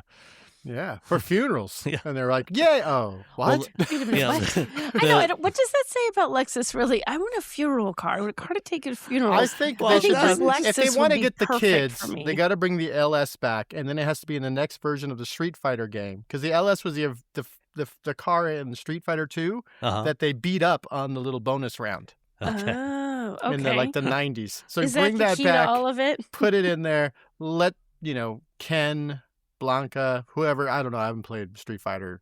I was really good in the 90s, but that was a long time ago. Let them play, put the LS back in Street Fighter is all I'm saying. Bring the LS back, put in Street Fighter, boom. All the kids are going to want it. All the kids just only want a Lexus. Do kids still play Street Fighter? I don't have any kids. I don't have anything to judge that on, by the way. I have no idea if my kids play it or not. The extra 6.5 inches of length means the back seat is huge. And on the EV, for the ladies. Yeah. on the EV, you can actually get an executive package that has reclining rear seats, and on the passenger side, you get an ottoman that pops up, and so there's a touchscreen control, and you fold down the center armrest. There's a touchscreen controller on there. You can move the front passenger seat forward, flip up the ottoman, relax back there. It's really nice. And it's a lot cheaper. To be than honest, LS. you're really selling it for funerals, for funeral trips. Let's all get in the car, go to Gosh, Susan's it's really funeral. sad. Hey, a sale is a sale, right? Sale's a sale. A sale is a sale is a sale. Yep, it is still a sale. That's still a good thing. Stay away But from no, it. I mean, it's actually a really enjoyable car to drive. The handling was surprisingly good for a big car like that. Steering feel was decent. And they range, like I said, between 49,000 for the base ES350E up to like 57 for the ES500E, and then the hybrid is in between at about 51, 52. So it's if you're looking for a more premium sedan, larger sedan in either a hybrid or a battery electric, the ES is definitely worth taking a look at. One interesting detail on the Oh no, the is it EV, more about funerals? No, Okay. nothing about funerals. Or rather, an interesting detail on the hybrid. It's got the new 6th generation hybrid system that launched on the new RAV4, but it's got it's basically they've taken the version from the RAV4 plug-in hybrid, so it's got a lot more electrical power. So it's got 200 horsepower from the traction motor on the front, Wow. which is the most they've ever put on a non-plug-in hybrid. And so it operates in a lot of ways. It operates a lot more like a Honda hybrid now. So it's much quieter, feels much smoother, and you don't get as much of the rubber banding effect that you get on a lot of Toyota hybrids. So it feels really nice. Although we drove the EV first and then drove the hybrid, and even though the EV was the hybrid is way improved over previous generations compared to the EV, it's like the EV is just so silent. It was great. It is. It is so crazy. Like the CLA hybrid is nowhere near as nice as the CLA electric for the Mercedes. It's just the CLA electric is just so nice. Like I drove the hybrid all over Austria and Germany, and then I got into the CLA electric in San Francisco for like 30 minutes. I'm like, oh yeah, this is the better car. Yeah. It's just hands down the better car. So I did 2 interviews while I was out there. I did talk with Koei Chiashi, who is the chief engineer, and Cynthia Tenhouse, who is the vice president of Lexus Guest Experience. She's basically in charge of marketing for Lexus about the ES. And so we'll put those at the end here. But before we get to that, there's some stuff. Some of the folks that are watching the live stream on YouTube had some comments in here that I just want to talk about a little bit. Some anonymous HY80Z said, what do you guys think about the federal government proposal of imposing a $130 registration fee on EV cars? And the reason why they're doing this is because most of the money to pay for roads comes from fuel taxes. EVs obviously not using any fuel, not using any gas anyway, or diesel. They're not paying any of those taxes, but they're still putting wear and tear on the roads. So having some fee to offset that, because you're using the roads, you should probably be paying for them. Yep. I don't have a problem in general with a fee. The $130 I think is probably a little higher than it should be, just because based on mileage. The federal gas tax is 18 cents a gallon, and if you look at the average, I think I worked it out. The average fuel economy in the U.S. is like 24 miles per gallon. The corporate average fuel economy overall is 24 miles per gallon, 15,000 miles a year. That actually works out to about $110, $115 a year in federal gas taxes. So the 130 is probably a little bit higher than it should be. But it's not outrageous. So I don't actually have a problem with that. I mean, what do you think? I mean, my issue is that I already pay for, most of my registration, most of my taxes, most of what I'm paying for whatever. It's state by state. I mean, we pay a lot of money for our gas here in California, and our roads are better than Michigan. And I already pay extra in my registration in California to offset that, because they're like, we do too. You drive on the road, you should pay for the wear and tear on the road. We have the same thing. My thing is, I don't need the government. You can't sit there and yell states' rights, states' rights, states' rights, and then decide, we're going to do this one thing. Well, but there are also federal roads too that the federal government pays for. Not everything is paid for by states or local municipalities. But it does. I mean, it does start. But then you're double dipping at that. Yeah, point. because like in New Hampshire, so we already pay. If you have an EV, you pay an extra $100 a year, and if you have a plug-in hybrid, you pay an extra $50 a year, which I always found weird, because I'm like, I don't think the difference in the amount of gas you're getting is half. Do you know what I mean? Like $100 for an EV and $50 for a plug-in hybrid, when it doesn't feel like that's the right ratio. It feels like it should be a lot less for a plug-in hybrid than that if it's $100 for an EV. But so you're still already paying $100 for the state to offset the state on top of your registration fee. And then if you're paying another $130, let's say, that's $230 a year to register your car. And it doesn't, I don't know. I mean, but how much would you be paying in gas taxes in total, both state and federal gas taxes? Because you pay that 18 cents a gallon across the country. In New Hampshire and everywhere else. But you're gonna, if you buy an EV or a hybrid, whether I drive that, so let's just take New Hampshire's example. So $100 for the state and $130 for the feds. That's $230. A little old lady like my mom was, little people who don't drive very much, people who are just tooling around town. If you're not driving high mileage, you're making up for the people who do. Like, it doesn't actually charge you for what you use. At least the gas tax.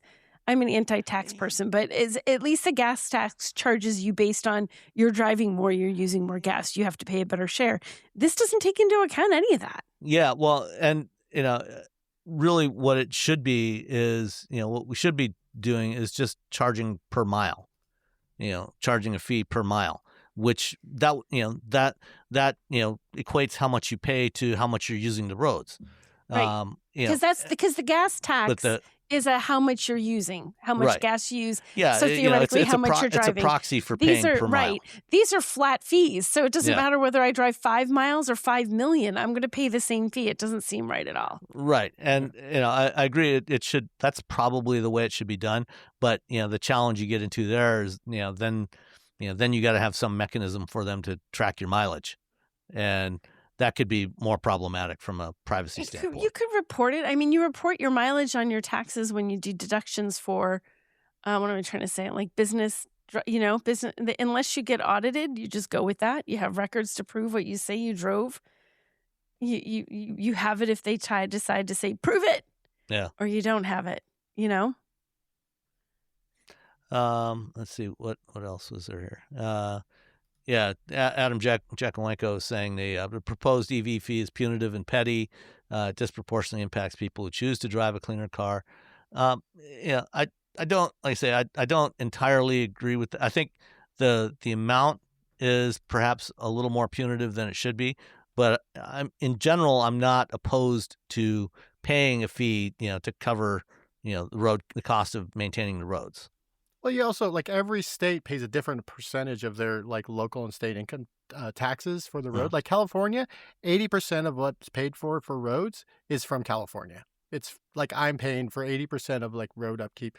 Whereas some states, it's North Dakota, it's 26%. So they're using 75%. So it's not a level playing field across. Yeah. I mean, if everyone was paying 75% for their roads, and you're like, okay, well, it's, and again, that feels very punitive. It feels very oh, well, we'll get you. Yeah. And you might, and if we're going to be charging more for road hurt, big trucks. Large trucks are also, should large trucks pay more taxes for the roads because they, an F-150, weighs more than a Hyundai. So should that person be paying more for their, what they're doing to the road? And it becomes like then you're like, okay, well, everyone's paying a different price for this and for this and for this. And it's, Yeah. I really think it should be based on, the states, because the states know how much they're paying for roads. I didn't even know this. I'm looking this up. And in New Hampshire, everything that we do to maintain the roads day to day is paid by us. Even on federal highways, it's only major projects where the federal government actually helps. So just every day taking care of the roads, state of New Hampshire. If you have to replace a whole highway, then the state has to chip in, but the feds pay more of it. Yeah. So it is very complicated. It's not simple because it's state to state. Yeah. Yeah. So I mean, it would to do something that was truly fair, which when it comes to any kind of taxes, is nearly impossible, especially in this country. Would be really, really problematic. But I mean, I think we do need to figure out some way. This particular approach is probably not the right way, but we probably need some way to figure out some way to offset the lost fuel taxes when we're driving more efficient vehicles, whether those are hybrids, plug-in hybrids, or EVs. Okay, enough of that.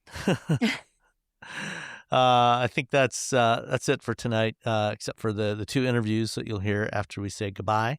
That's first up will be Kohei Chiashi, the chief engineer from Lexus, and then Cynthia Tenhouse, the VP of Lexus Guest Experience. So, see ya. Bye, everyone. Bye. It's pretty cool though. Yeah, we were putting on pockets and playing with while we're standing around. Yeah. We tried several of the beaches that were recommended on the signs. We went up and down, up and down. And they were all very crowded. There was cars everywhere. There was nowhere to really park the car and be able to take a shot. Yeah. So we found some other locations. Let me see. And then I was playing around a little bit to see what else I could do with it. Mm-hmm. You're gonna have to forgive us because I think we have to wait for Craig. Okay. But one thing we could ask you. Sure. 第一印象。まあそうです。なんかインタビュー前に quick. So one thing that Chess-san was asking is, did your perception of the vehicle not change, but was it different from what you expected when you're looking at the pictures and videos? And then seeing the real, like the car. The perception of the visuals? Whether it's size or just the looks or just, did the real item, the real car to you different from the initial set of assets that... No, I wouldn't say that it looked notably different from the photographs and videos that I've seen. And we saw the car last year at the headquarters unveiled event. We saw it there for the first time. But this is the first time we've had an opportunity to spend a significant amount of time with it.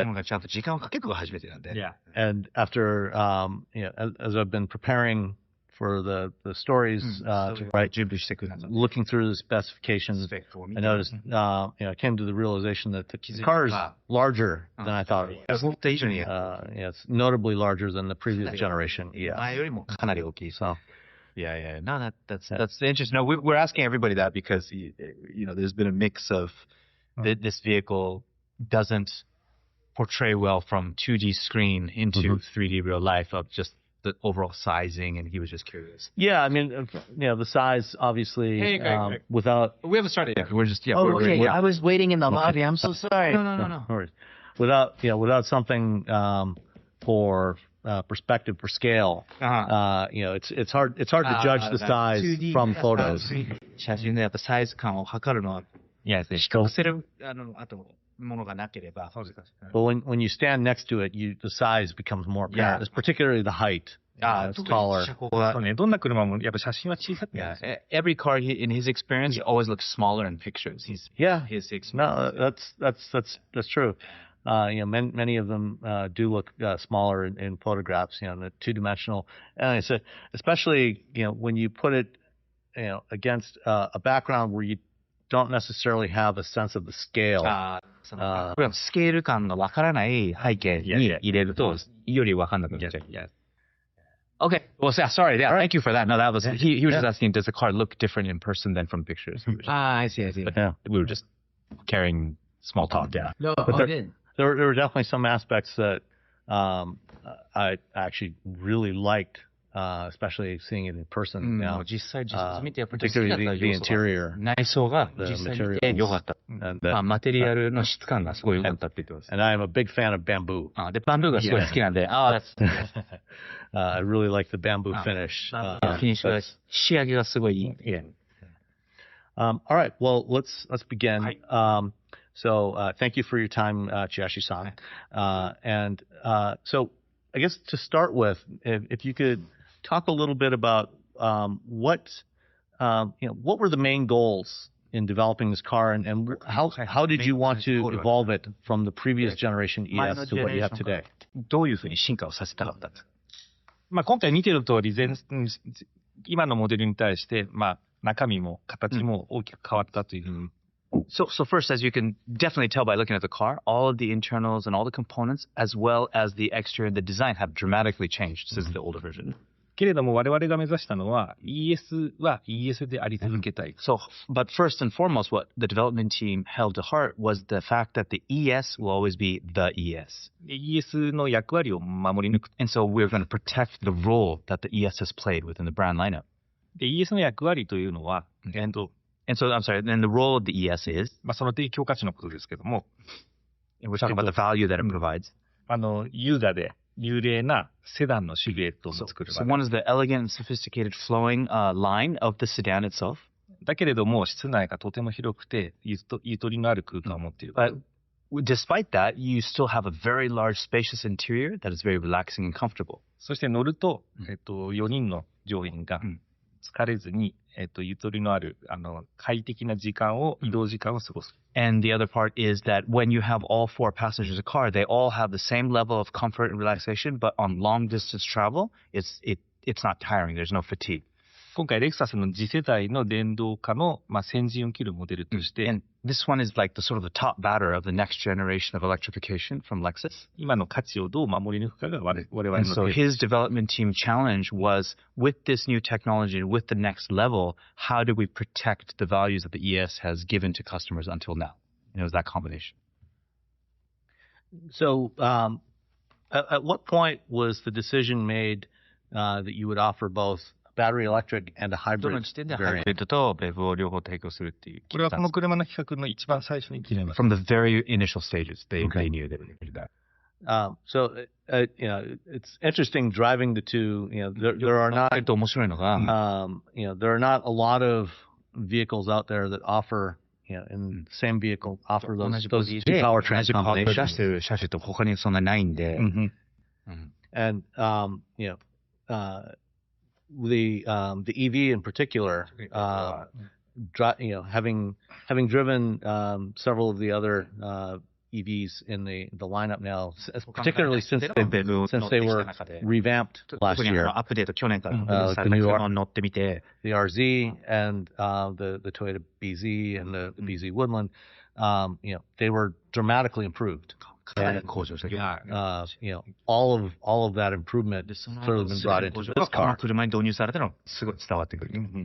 So I think one of the interesting things about Toyota's approach, トヨタのアプローチが興味深い部分 it, は、 obviously the company is very 特に企業としてコーポレートとしては、 very focused on hybrids. ハイブリッドに重点を置いているのは I understand the 明らかだ reasons し for that. 理由は理解できると。 But you've expanded そ your こから electric vehicle lineup quite a bit 電動化のラインナップを拡大して over the last year 1年 for a company that で特に most people perceive as not being very friendly そう to EV EVs. そう EV オープンじゃないイメージを持ちつつ企業としても、 So were there any particular goals that you were trying to achieve with the EV version of the ES じゃあ特にその BEV の EV and any なんか particular challenges? 達成したい目標は特になんかありました？冒頭申し上げた ES の提供価値を守るということは、はい今回新しいバッテリー EV でもそれを実現したかった。So one was obviously to, with the new battery EV powertrain, to be able to hit those targets of protecting, the role of the ES and everything that it stands for. これは私の意見だけれ And ど this is も a、personal opinion. 今もう世の中にあるたくさんのBEV、So there's lots of EVs out there right now in the world, in the market. その走りの味というのは、やはり従来の車とは少し違ったもの But で、 his personal opinion is that all those have a driving characteristic that is slightly different from a traditional automobile that we would consider, right? そういう意味で我々は本当に車らしい、うん今までの我々の経験、開発の経験から生かされた車らしいBEVを作り出す。 So for us, we really wanted to create a BEV that honored and drove like a traditional automobile, and we wanted to apply our experience, our long lengthy experience as a traditional legacy car manufacturer to try to achieve that. 特にこの ES はたくさんのロイヤルカスタマー、 And especially because the ES has such a loyal fan base, a customer base, すごく扱いやすくて疲れないっていうの it が、 has to be very easy to operate and it has to be fatigue free, not tiring. これをいかに BEV で実現するかというのには、 In order for us to achieve that as a BEV, 様々なその電子制御のその we had to work a lot on the tuning for the こうい electric ったも control の system. をすごく繰り返して And that was 作り上げてきた。 that was a part of the development process that took a lot of work. So, when I guess what do you when you say easy to operate? I think fatigue free is fairly straightforward, but easy to operate. What sorts of characteristics are you specifically looking for? 例えばアクセルを踏んだ So 瞬間 one に、 way, as soon as you press the accelerator, あまりにも機敏に反応すると、 it's not an overly responsive, overly aggressive acceleration thrust, 足がやっぱり緊張するか because ら、 one that will tense up sorry. your foot, your leg as you're doing throttle control. そういう BEV は多いと。 And right now on the market, there's many BEVs that drive like that, and they're peaky. 一方で、やっぱ On り the そ other の hand, though, 我々のレクサスドライビングシグネチャーっていう for の us, は、 we also have the Lexus driving signature concept. すっきりと、 So, which is a very ナチュラ responsive, ルな clear, natural, フィーリン linear, グというのを feeling. 追求している。 and that's part that the whole brand we must move towards. そこのその両立という So か、 it's ハ the ーモナイ balance. So it's harmonizing the two characters, the original part of what the ES should, layering that on top of the core Lexus driving signature dynamics. そういったところにも、そのアクセルを踏んだ時の反応みたいなところ An に、 example is like the reaction of the car when you push the throttle, of how it accelerates is a very important part of that. それは一連 And な that's just one particular example. Of course, when we talk about the suspension アブソーバー movement, のチューニングと and か、 how そう we そう tune い the ったもの dampers. は、すべてそういう価値観。 all of those individual engineers and developments are still working with the same vision, the same direction. So with the EV and the hybrid, did you try to achieve? Was it your goal to achieve the same kind of feel with both of those? 両パワートレインの目的だったんですか？我々やっぱり ES である以上、どの車を選んでも、レクサスらしい、ES らしい走りを提供するという使命がある。 So, of course, he has the duty and responsibility. No matter which powertrain you do, it has to be an ES, regardless of powertrain. It has to drive like an ES. だからといって今回3つの ES が、 But having said that, we have 3 different variations this time at this event. この3つの ES はそれぞれ個性がある。 All of these ESs, though, are ESs, but they have character, unique 同じも character. のではなくて、その個性も非常に大事にしている。 So he's spent extra focus and care to keep them individual characteristics unique. Yeah. And I did notice that difference in each one. 自分も気づいたんです。 Particularly going from the 350e to the 500e. 500に乗り換えたとき。 The 350 in its driving dynamics, it feels a little bit softer, ちょっともう a little more comfortable. The 500 feels 500は a little bit firmer, ちょっと締ま a little bit more buttoned down, and then the hybrid kind of somewhere in between. 1時間ぐらいかなと。 I think so. Yes. 500e は、 The 500e is 僕は運転が好きなんで、 he personally likes driving, so 僕が買うなら 500e if I was going to buy one や personally, I'd buy the 500e. っぱり運転する楽しさが一番表現できる。 Because that one expresses the fun of driving the most. 一方で On the other 350は one, the 350e, 4人が本当に if 快 we 適 have 4 people in the car, though, we were ここに重点を置いてるので、 I've really put a big focus on everybody in the 同 car. じ that ES car. なんだけれども、そ So れと it's, 違った they're both ESs, but you could totally have a different driving experience in that one. So one of the big changes from the prior generation ES to this one is the size. It's quite a bit longer, taller, wider. The rear seat room is remarkable. I mean, there's a lot of room back there. Yeah, even the tallest passengers will be comfortable back there. What drove the decision to make it that much larger? It's nearly as large as the previous generation LS. LS ぐらいの大きさになったんです。どういういきさつでそうなったんですか？特に LS を意識したわけではない。So one, to be clear, we didn't have the LS in mind at all when we were developing the car. 冒頭説明差し上げた ES を守り抜くという Just こ like と we が explained in the beginning, it was 結果として purely 車の大きさを大きくした。 protecting the ES values. As a result, the car became bigger.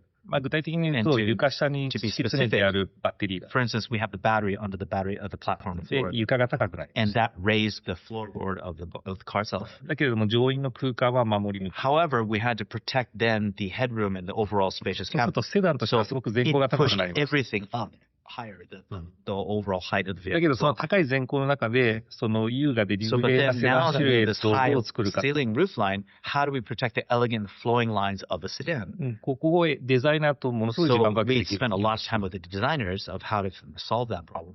て、その時に、結果として、 And what 全 happened 長、 was, 全幅、 as それぞれは大きくな As っ a て、 result, they decided to extend the overall length and こ width れは of the いた car ずらに to 大 change き the くしたわけではなく、 to change the 前 proportions. の空間と It was シルエット it was a silhouette and preserving the internal cabin space, に which 必要な寸法 and だ。 it was a necessary dimensional increase in order to achieve that. Okay.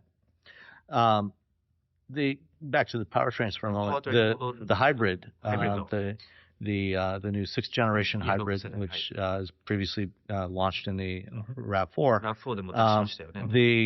When I was going through the specifications, one thing I noticed was the power output of the MGU, which is traditionally Lexus and Toyota hybrids. The MGU MGU1 has been rather more modest power relative to the engine. This time it's significantly higher electrical power. What drove your decision making there?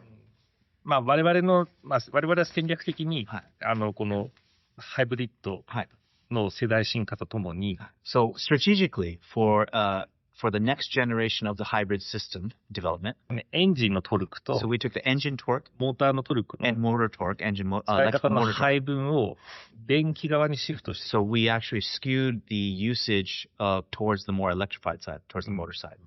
これは We changed the relationship. やはり世の中の電動化の歩調に合わせて、 And that's matched to the shifting in today's world of, moving towards electrification. ハイブリッドのシステムを進化して、 So that drove the evolution of the hybrid system. で、今回これができたのは、 And the reason why we were able to do it this time is 大きなイノベーションがあったのは、 the biggest innovation was 電動ユニット、 so we took いわゆるインバーターと、 the inverter and the electrification units themselves, the components, あとその CVT と、 and also the CVT, MG1 and also MG1 and 2.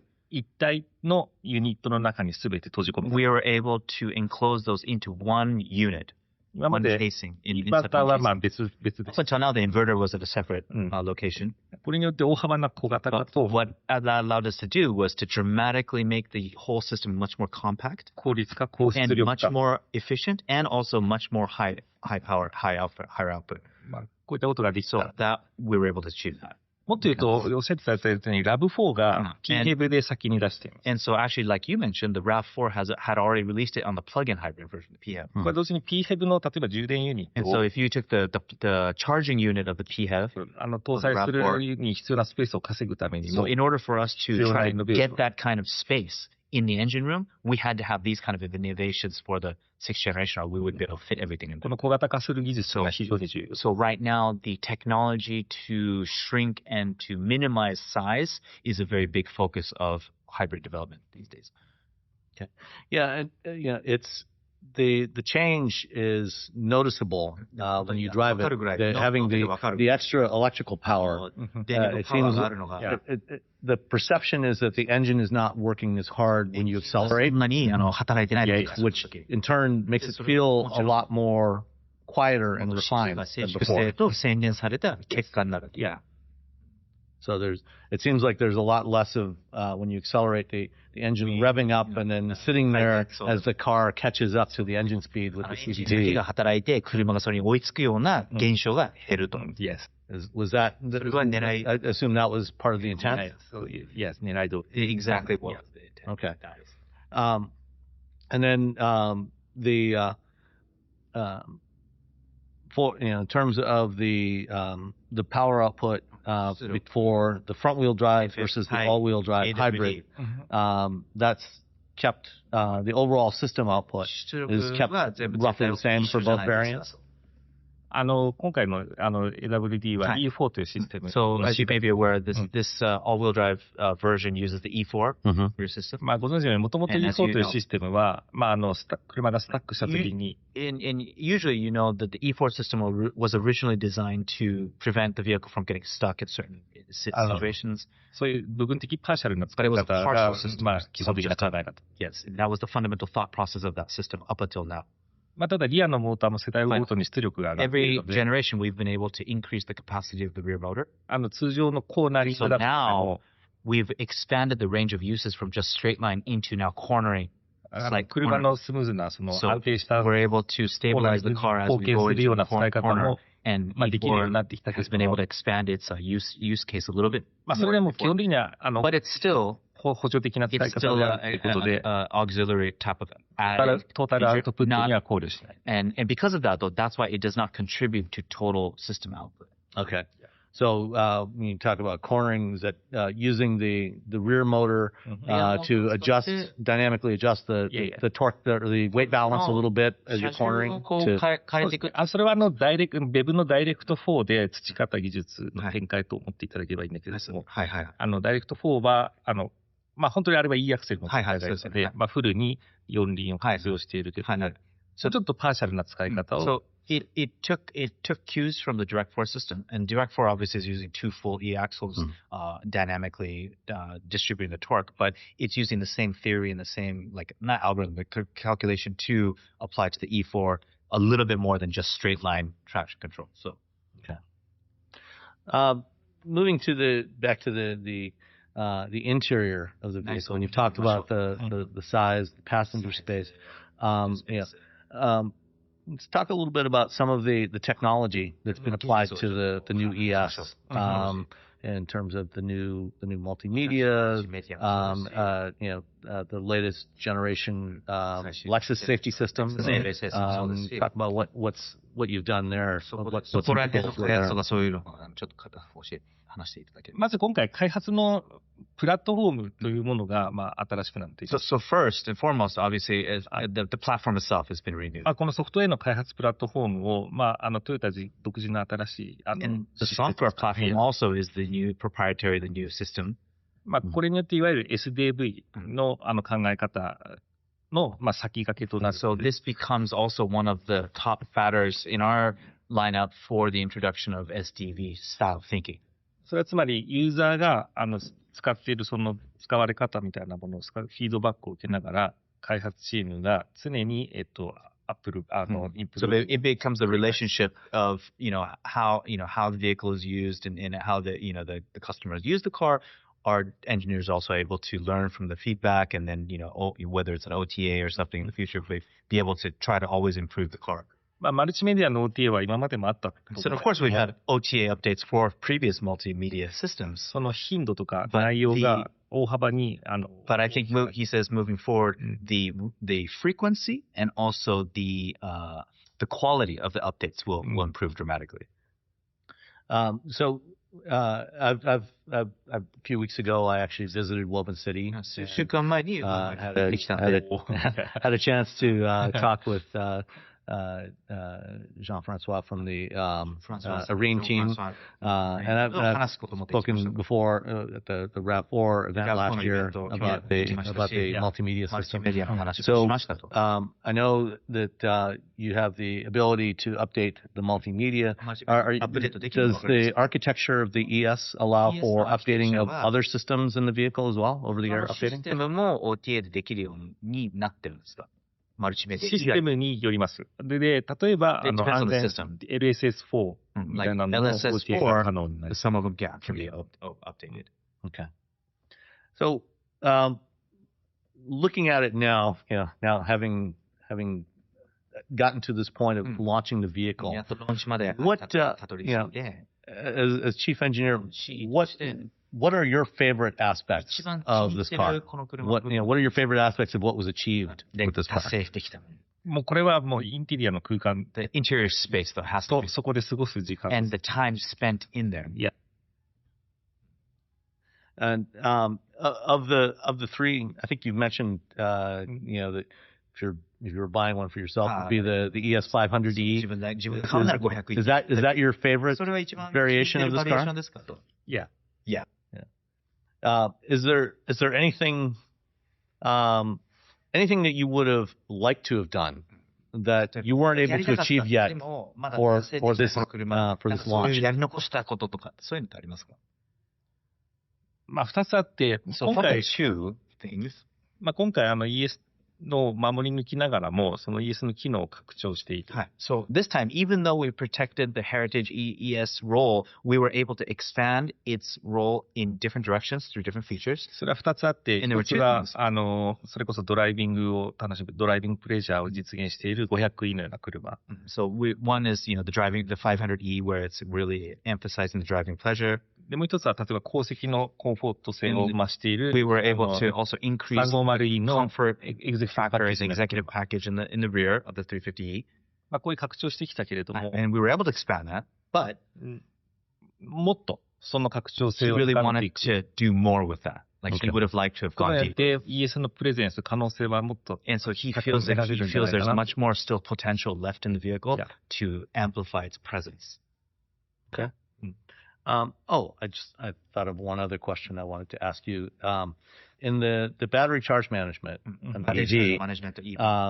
one of for preconditioning, you have the Yeah. two options that we would expect in most modern EVs with when you're using navigation, navigating to a charge station, automatically preconditioned, manually preconditioned. There was an option in there for でもオプションとして turning off the battery cooling during charging. クーリングを I'm curious if you can talk about why, what that is intended それ to は do. どういう理由で？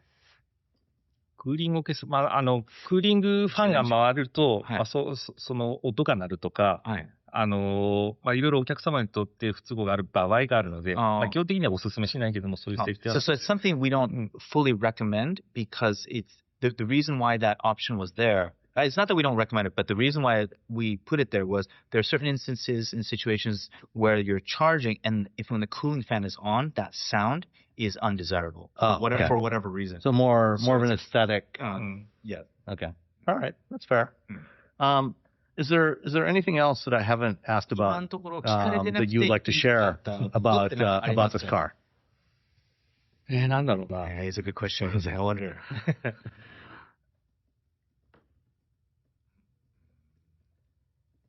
やっぱ僕がこだわってる室内の空間の作り方っていうところが一つと、やっぱり僕、車体設計の出身なので、そのデザインのいろいろ見どころみたいなところは、いろいろ話したいことはたくさんあるんだけれども。So right now, because, obviously the interior space in that environment, that atmosphere is something he was very proud of and the focus of it.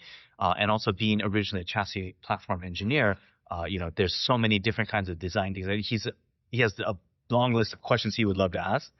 今回、席の出先の高さに高くなって、 This time, the seating position has risen up. 恩恵というのは、乗り降りがしやすいっていうのももちろん And あります。 some of the benefits of that is the easy ingress, egress, で、もう一つやっぱり視点が高く。 but also a better field of view. で、今回セダンとしては窓 And ガラスの also, 面積 even を for 大 a きくして、 sedan, we increased the surface area of the glass.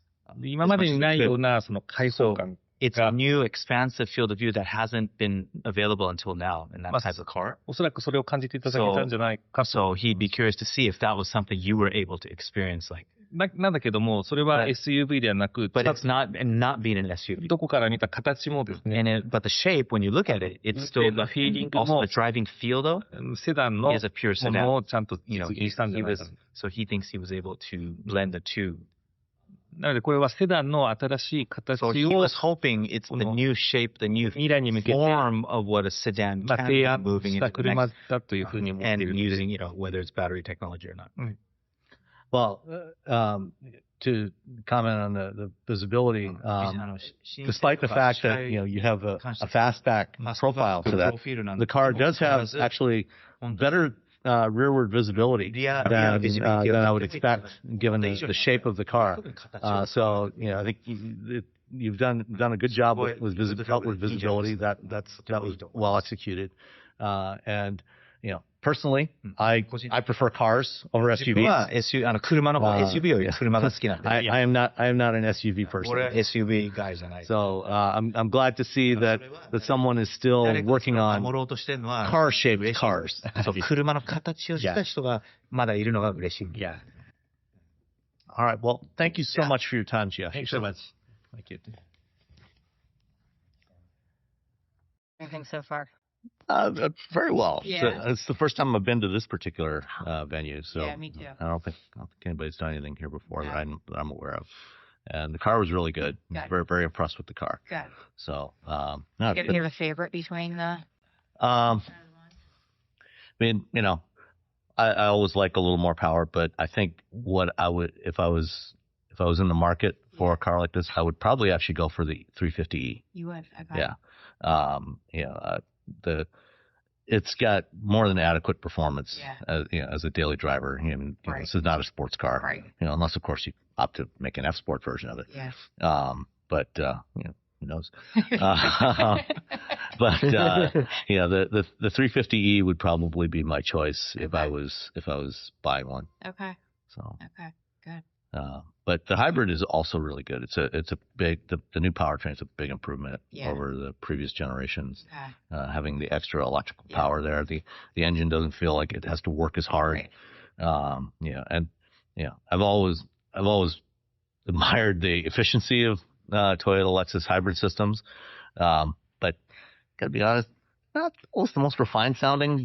When you're accelerating. So.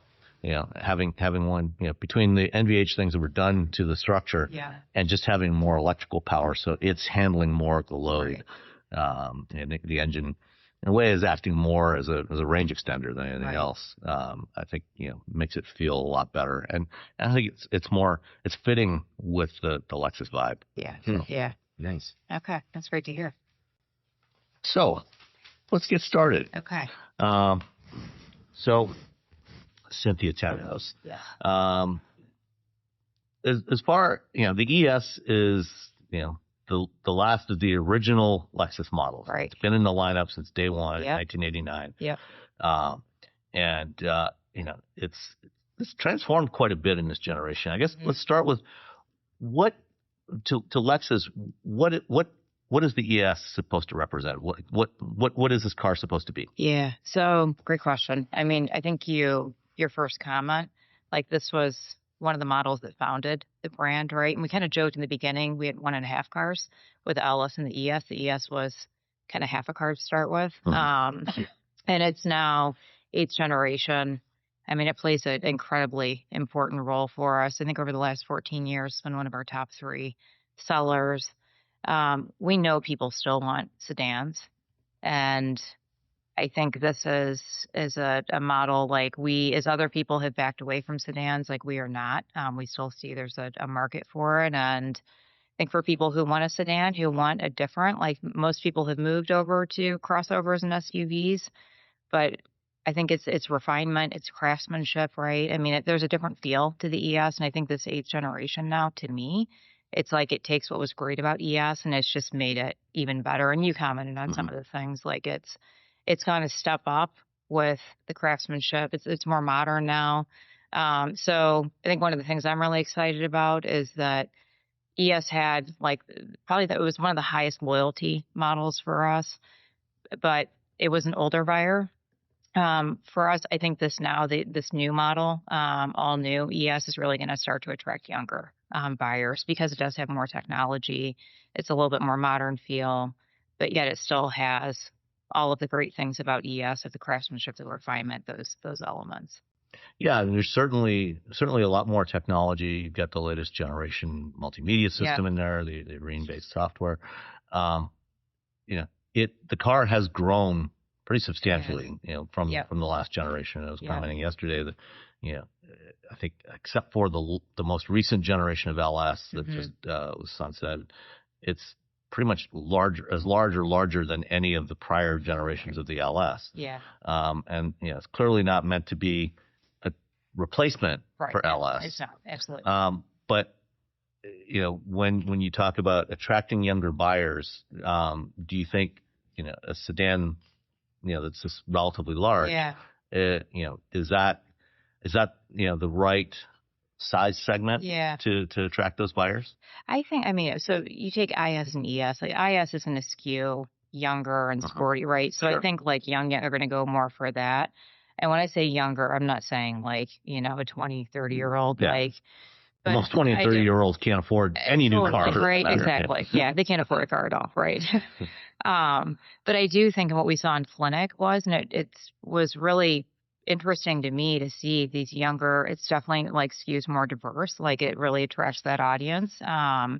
And I think they really loved it. And the size, you're absolutely right. It is bigger. It's more like an LS. But I think once people got into it, it was like they loved the space and the spaciousness. So it's going to appeal to a certain buyer. It's not going to be, it would be too big for me. Like I drive an NX. I like small cars. So I think it's going to be dependent on the person, obviously. Yeah. Every customer's got different desires, they get different personality. They want something different.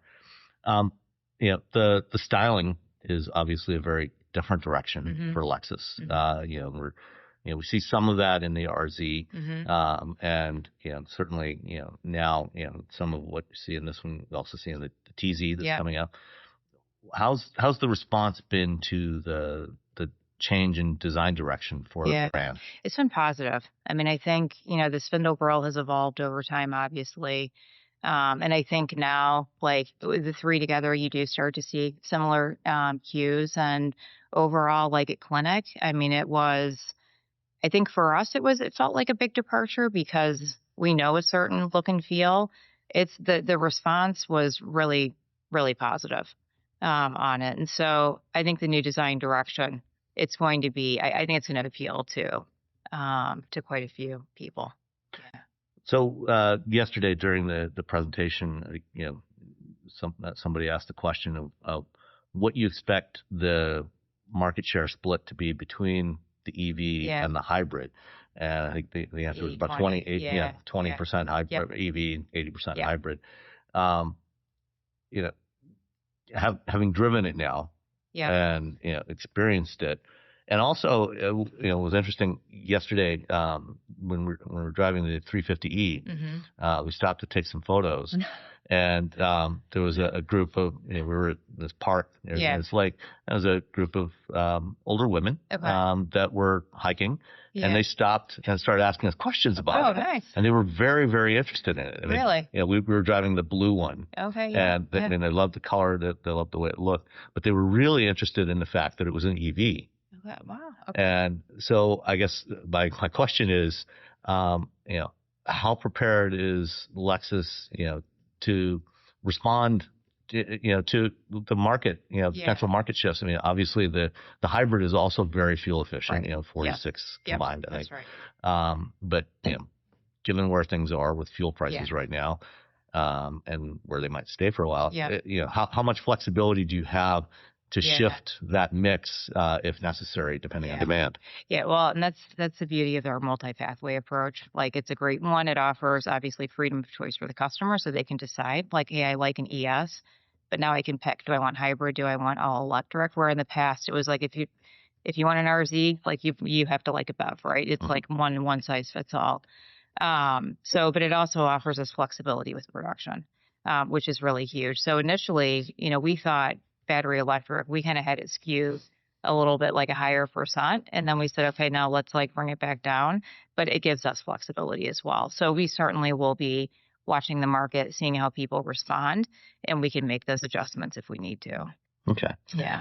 On the technology side, You mentioned, it's a lot of new technology in here, but when you sit in it, you're not necessarily overwhelmed by it. It doesn't fit, it's not like getting into, say, a Tesla or something where all you have is a screen. Right. Yeah. There's a little more of a mix. Was that part of the thinking in trying to balance that out for a Lexus customer?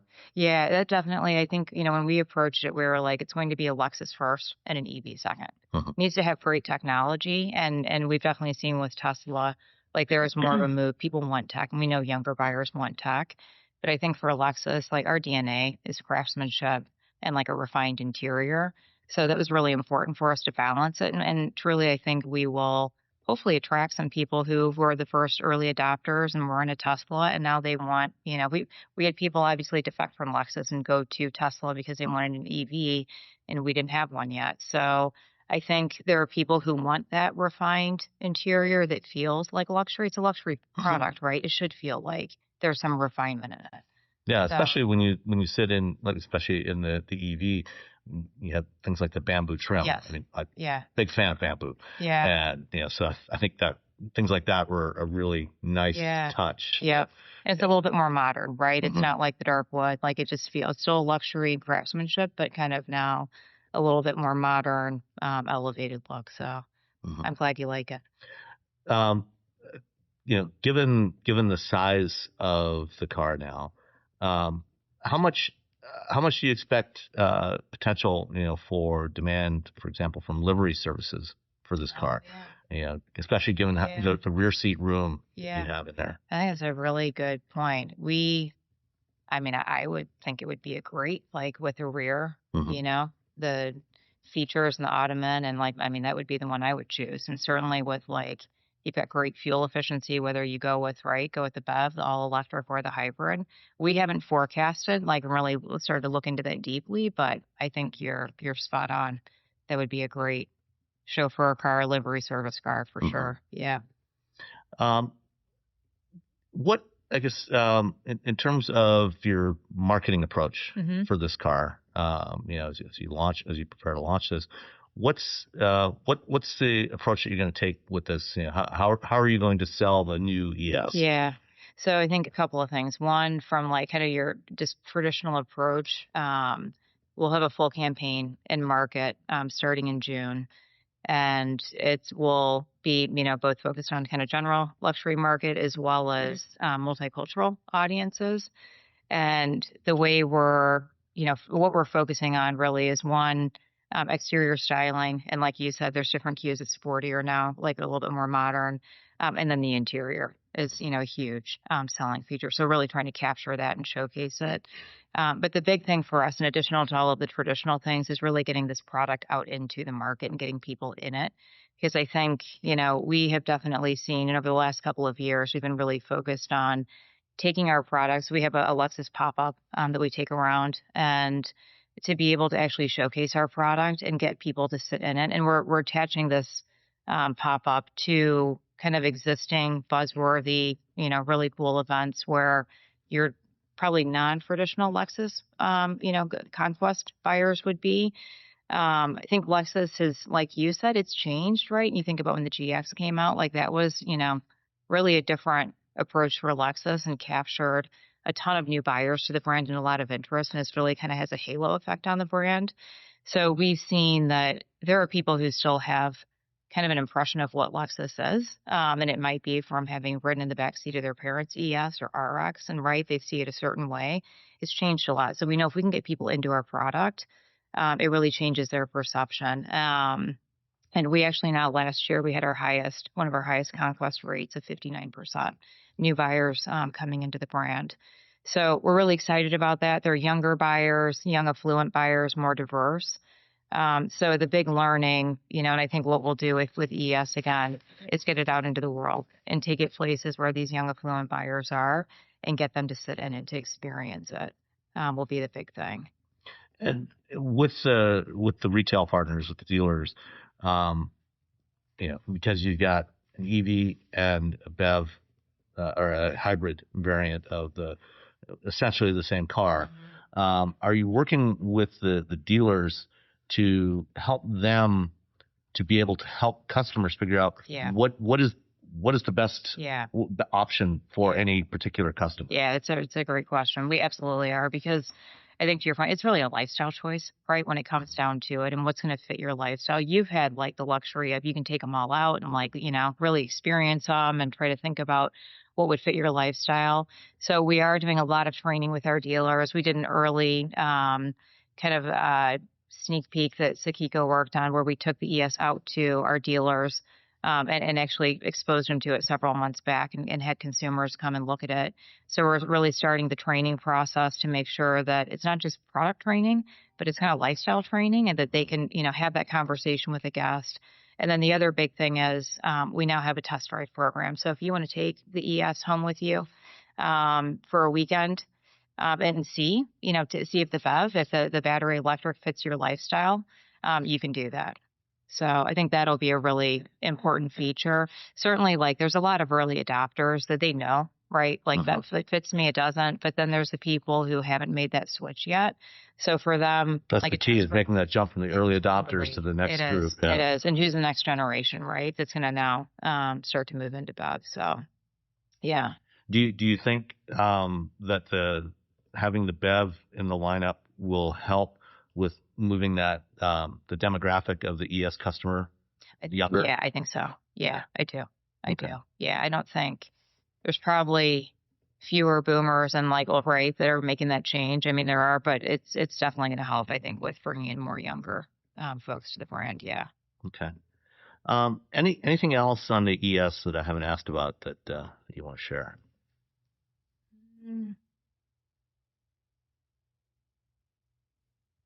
I think you asked great questions. I think I know that we missed. I think you covered a lot too. I think, opportunity. No, I'm excited that you're excited about it, and I think it's going to be a great model for us. I guess one last thing in terms of overall volumes, not necessarily split between the two, but do you expect this generation to grow the overall volumes for the ES in North America? Yeah, I think. Do we have because our target is this year is 13,000. Yeah. Next year we're jumping on. 30 or 13? 13. Sorry. Yeah. This year. And it started late. Sure. Yeah. Right. That's why. Yeah. So next year that'll go up. Yeah. I think last year it was about 56. I think for the whole year. For ES. Little low, but yeah. So we're projecting like that. Yeah. Okay. So, yeah. All right. Great. Well, Cynthia, thank you so much for your time. I appreciate it. Yeah, thank you. Thanks, man. Thanks, Most people don't realize how much their personal information is being bought and sold every day. Data brokers are making billions, pulling details about you from public records and the internet, and then packaging and selling it, usually without your consent. That's how your information lands in the hands of scammers, spammers, even stalkers. It's why you get endless robocalls and why ads seem to follow you everywhere. That's where Aura comes in. Aura actively removes your data from broker sites and keeps it off. They also instantly alert you if your information shows up in a breach or on the dark web. But Aura goes beyond data protection. With one app, you get a VPN, antivirus, password manager, spam call protection, dark web monitoring, and even up to $5 million in identity theft insurance, all backed by 24/7 US-based fraud support. Other companies might sell just credit monitoring or just a VPN. Aura gives you all of it, together, at the same price competitors charge for just one service. Start your free trial today at aura.com/remove. Protect yourself now at aura.com/remove.